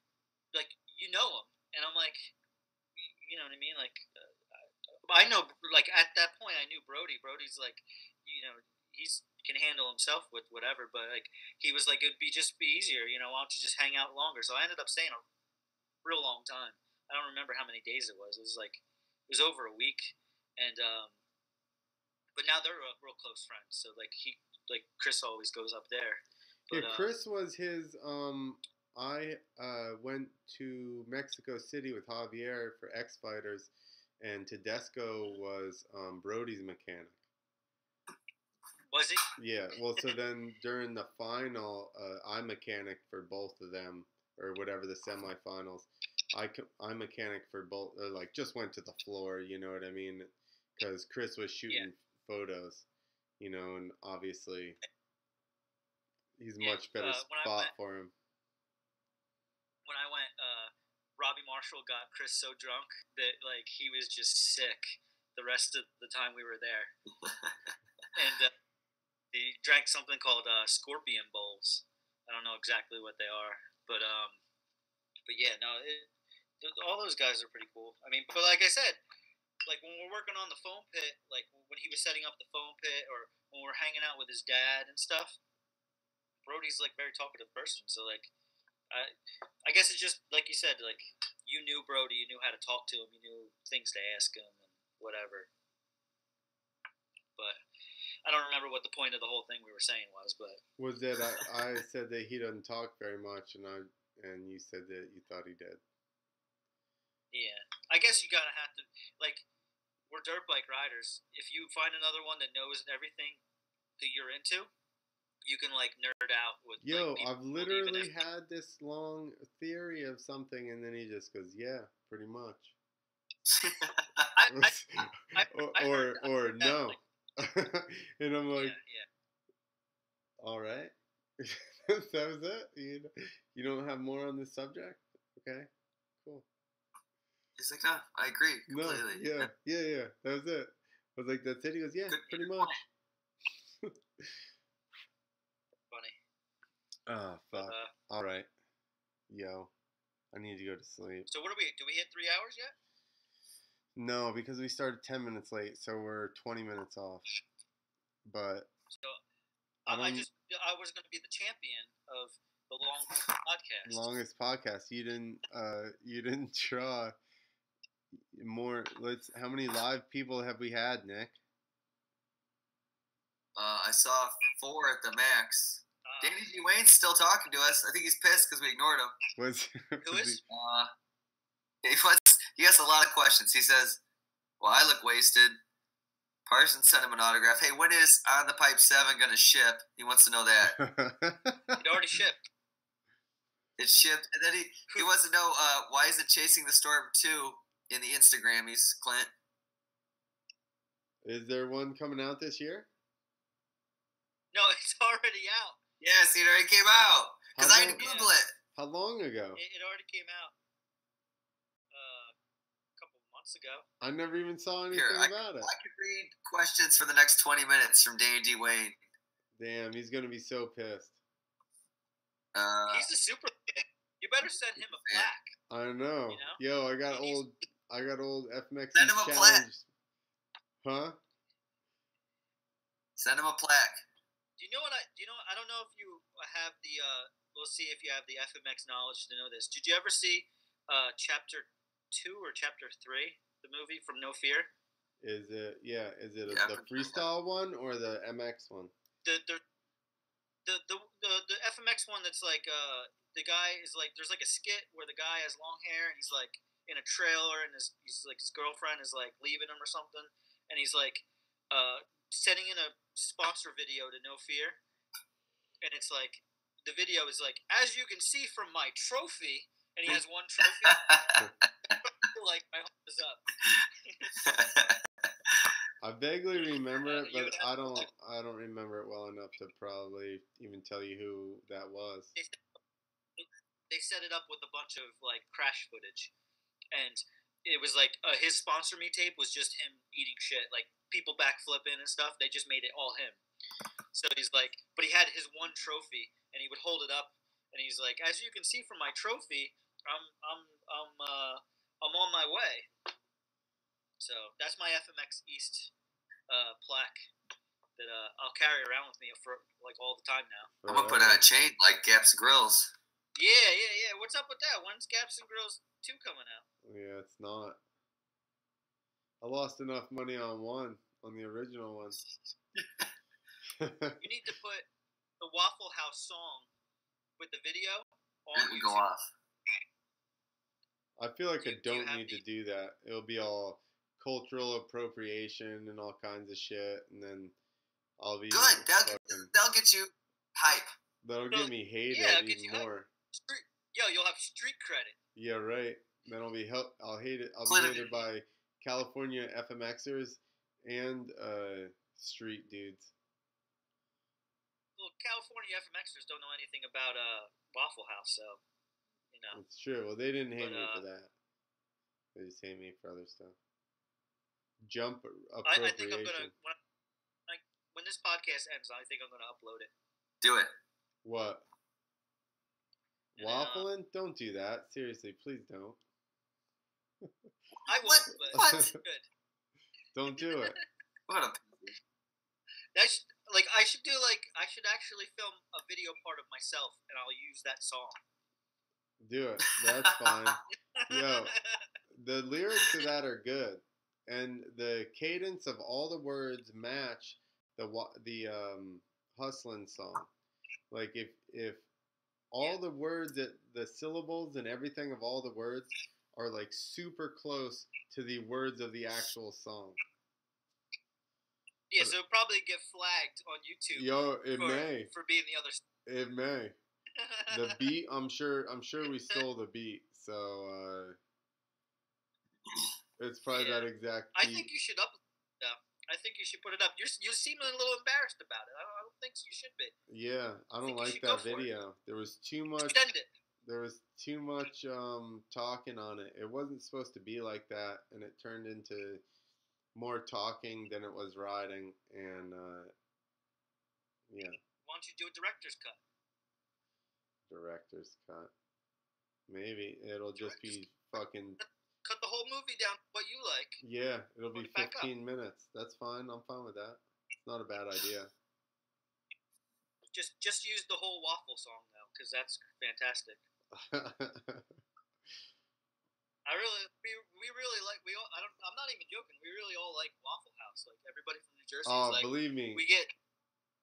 I got all my friends from down south would sing that shit to me. Everybody. I think we still send text messages to each other, and we're like, every day we're waffling. Like, just random. It was a good one. Like, So no. here's the disclaimer. I wrote that whole song. I listened to the original and I wrote that whole song about Waffle House. The other song in there, I don't remember what it was, but I didn't write it. And I didn't record any of this. We had, my camera guy had somebody that was a rapper, so he recorded all the stuff. So they did all that, but I wrote that one song. The other rap song I didn't write. You wrote a rap song. Every Day I'm Waffling, I wrote that. It was number one on the FMX charts for like months. Yeah. Before Nate Adams come out, before fucking who's the other one? Still number one. B Maisie.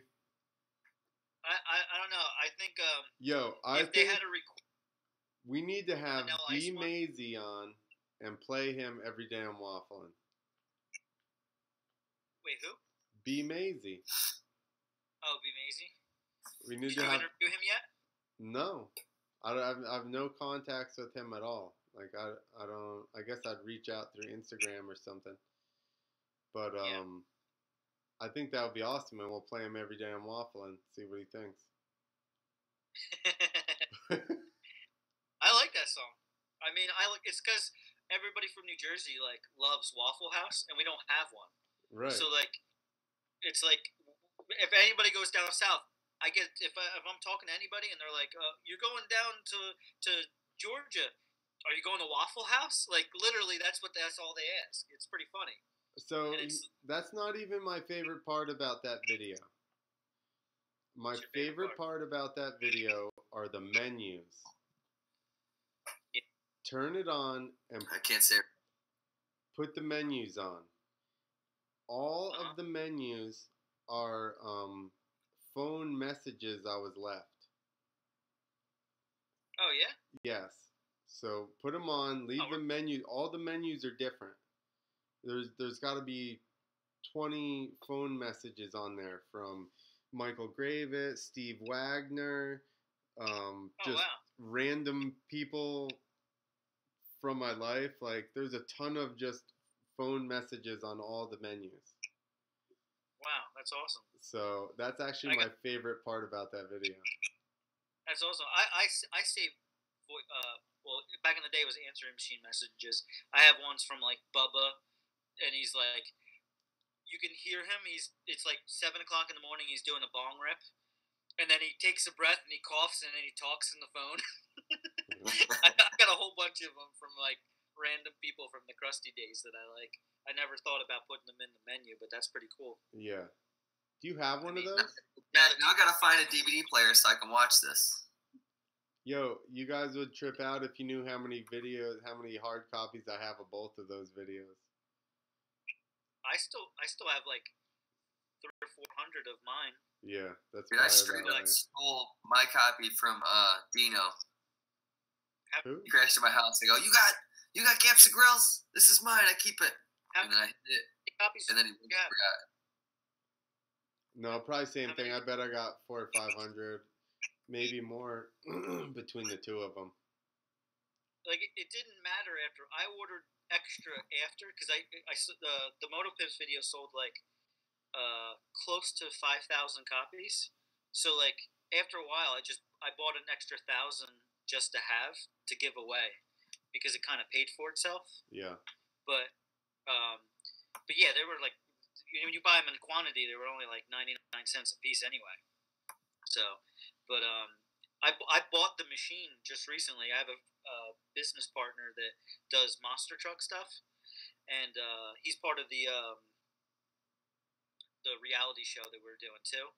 And he wanted DVDs, so rather than getting printed, I just bought the machine so I can do like mass duplication, like 100 copies an hour or something like that, maybe 200 copies an hour. But nice. But DVDs are kind of just novelty now. You bought a typewriter. You know? Might as well put it on Laserdisc. We should. I put it on record. Yeah, that sells. You got to sync your record player to your DVD or your VHS. I want to do a VHS. That would be cool too. You had to like decode it by going to like a thrift store to buy like an old. You had to go on eBay to buy the VHS player. And then it just eats it. Yeah. What are you gonna make the VHS like fucking $4 so that by the time they buy that, it's the price of a regular video? Yeah.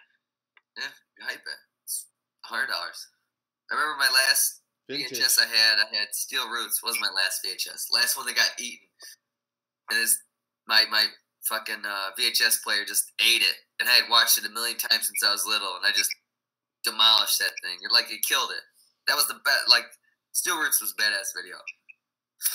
Yeah. I still haven't figured out what to do with all my VHS tapes. Like, I have like 10 bins of them. I mean, I have hundreds of them.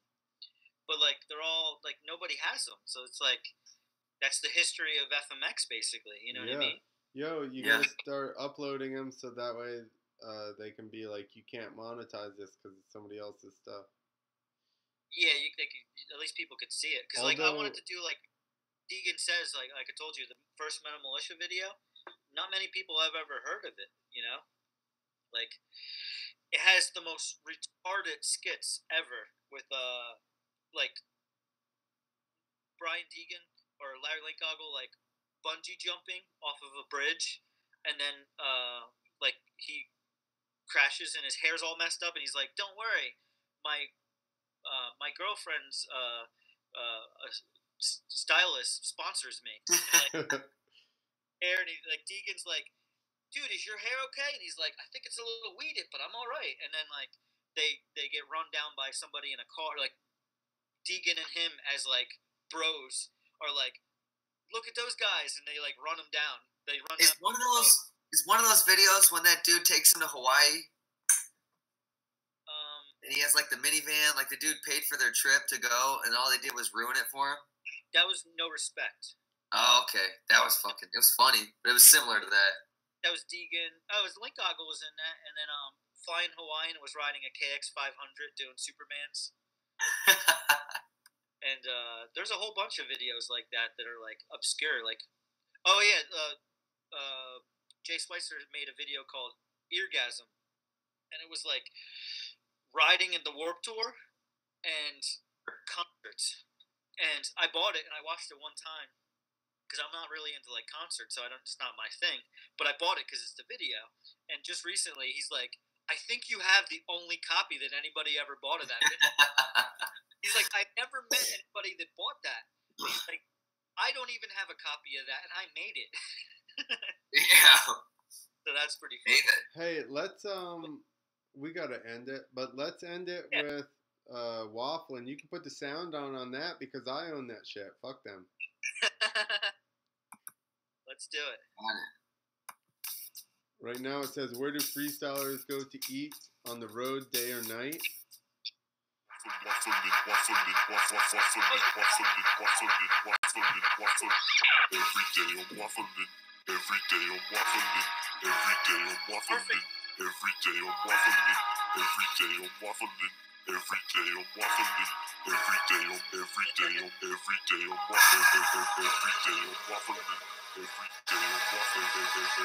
haven't heard this in so long.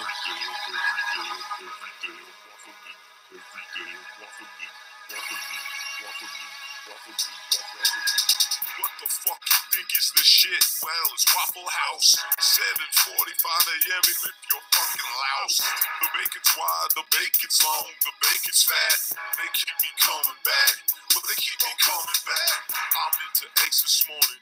I'm an egg addict. I got them motherfuckers scrambled with cheese added. I know hash browns all the way, really all the way. They contain 100 flavors. I am pretty player. I eat the whole thing. See, most of my riders really are fucking hungry. My coffee black, the cream is white. I'm on the Colombian beach, so I can drive the night. One time I got lost, made 100 rides. I got 100 shows, driving 100 nights. Never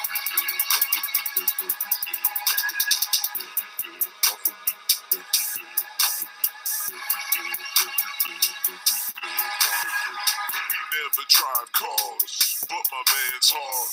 Whip it real hard, whip it real hard.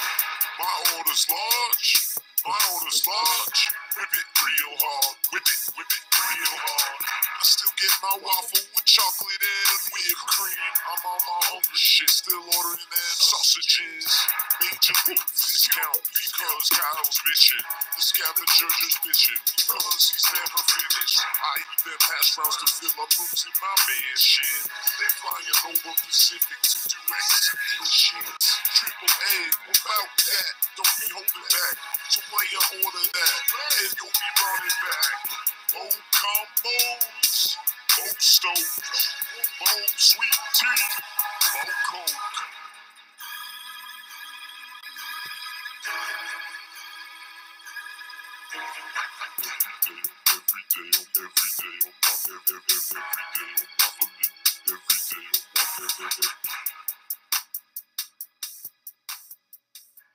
That was intense. Legend right there. Well, there you go. The perfect ending to the show. Yeah, for sure. Yeah, that was good. For sure. Fuck, we'll have to have you back on. Let's try and we'll have you back on for that the Instagrammies.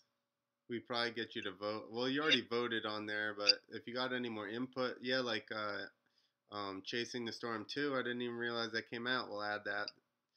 And yeah, watch it. Let me know what you think. I need to watch all 3 of them. I haven't watched any of them. I'm slacking. Okay. Yeah. No, you know what? We could do like a breakdown of like every person, and we should watch each one of us should watch whatever we're talking about. You know what I mean? I don't like to watch what I'm talking about, Mark. I just like to make stuff up off preconceived notions.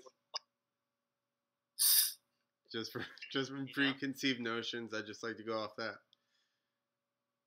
I like the fact that you started a award ceremony for films you didn't watch. Yo, that's why I haven't voted yet. I don't know. I didn't watch it. I haven't voted. I just see which one was worth watching. That's right. If it votes to roll it. Leo, I should have made that question. Which video should I watch? Because I haven't watched any. So, like, whichever one you guys vote, I'll actually watch. Yeah. No, send me a link and I'll post a link to your Instagrammies. If I could do it on Instagram, that would be better because I have more followers there. All right. But, I mean, if you guys got any more questions or anybody you want to add to anything, I'll see if I can go in and edit it all. And then it's not like a shitload of people fucking voted anyway. I'm sure like all 10 of them will vote again. So bullshit. We can all vote 10 of them on the show. Yeah. We'll just go back and forth. We'll get some extra questions or whatever, anything like that, and then add it in. Yeah, and then we could just get more. You gonna give everybody plaques or what? I don't know. I was thinking about talking to Connors and having Connors make some kind of little trophy. Than other plaques, if you were to give out plaques. What? You need a plaque to hold up, Clint. Here, I gotta back mine up so I can get it all the way in frame. Yeah. I'll just hold my hands up. I need to find the trophy that Paul gave me for winning the freestyle contest. I beat Mark Phillips in freestyle and shit, and I got a trophy that literally had Sharpie written on it that said first place pro. Awesome. Best place pro. All right. It's been awesome. Fun. Yeah, good talking to you guys. Yeah, we will definitely do it again. You're a wealth of knowledge. That's 3 hours. I know. We made it to 3 hours. That was fun. You're the king of length, not the most live viewers or anything, but you're the longest. Congratulations.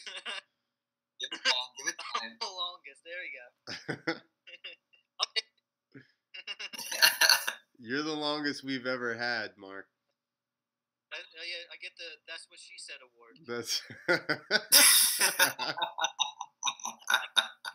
maybe that should be one. Maybe Robbie will get an award for having the most live viewers.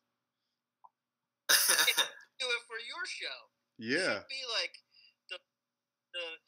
the most pauses, the most ums, or you know what I mean? Like Yeah. Best story on the show. Best story.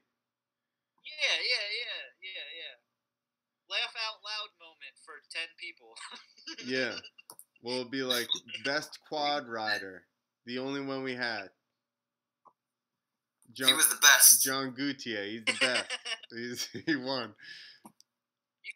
You should take moments and do like the best of for the year, and do like a one video with like sound bites from everybody. I mean, that's a lot of work. But Yeah. it'd be cool. He doesn't have a genie like Joe Rogan. I need to have a week and a lot of safety meetings and just sit here and go through all the fucking videos and pull clips. Well, that's what I was gonna just start doing. Like I did that quote with Cody about the mohawk. I'm like, let's just pick out something funny from each one. That was good. Yeah. But you didn't write anything down from this one. Did you listen? Did you listen last week? Is that how you got that? I started listening to it because I'm like, I gotta find something funny, and then I skipped around. I found that. I'm like, that was good. Yeah, it was pretty I early hate listening on. I'm pretty sure that was like 2 minutes in. So congratulations, you made it all the way. No, but I went all the way to the end. You know what I did? I skipped what I knew I had cut out. You were like, nothing funny happened while I wasn't there. Guess what? Nothing funny. Nothing funny.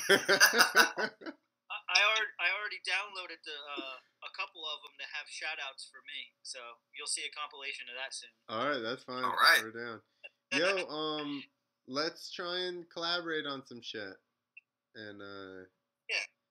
Well, let's get some stuff. Maybe we could do stuff that you like your awards thing, where we know that we can talk about certain things. You know what I mean? Like we're obviously all good at discussions, so like we'll just stay on topic. Yeah, exactly. Get some topics. Yeah, we'll have it all planned out. You need to come up and ride the woods with me up here too, and let's film a little woods riding section. I think Sunday we're riding down here. Of course you are. I don't know. When are you usually free? Saturday, Sunday? And I have Monday and Fridays. You have Mondays and Fridays off? Yeah. Oh, maybe next week or something. All right. That'll work. Yeah. Let's try Did and we do already it. get off topic? What? What'd you say? That's not off topic. I said, did we already get off topic? No. This one doesn't have it. This one doesn't have topics yet. Oh yeah, good. All right, here's the topic. I'm going to bed. Yeah, no shit. Sounds good. All right, everybody. Nice. Whatever, I'll do an ending later. I don't even know how to shut off. But yeah. I gave him a fancy intro. It was too long, he said. Says he likes it long. Shut up. Let me do the outro.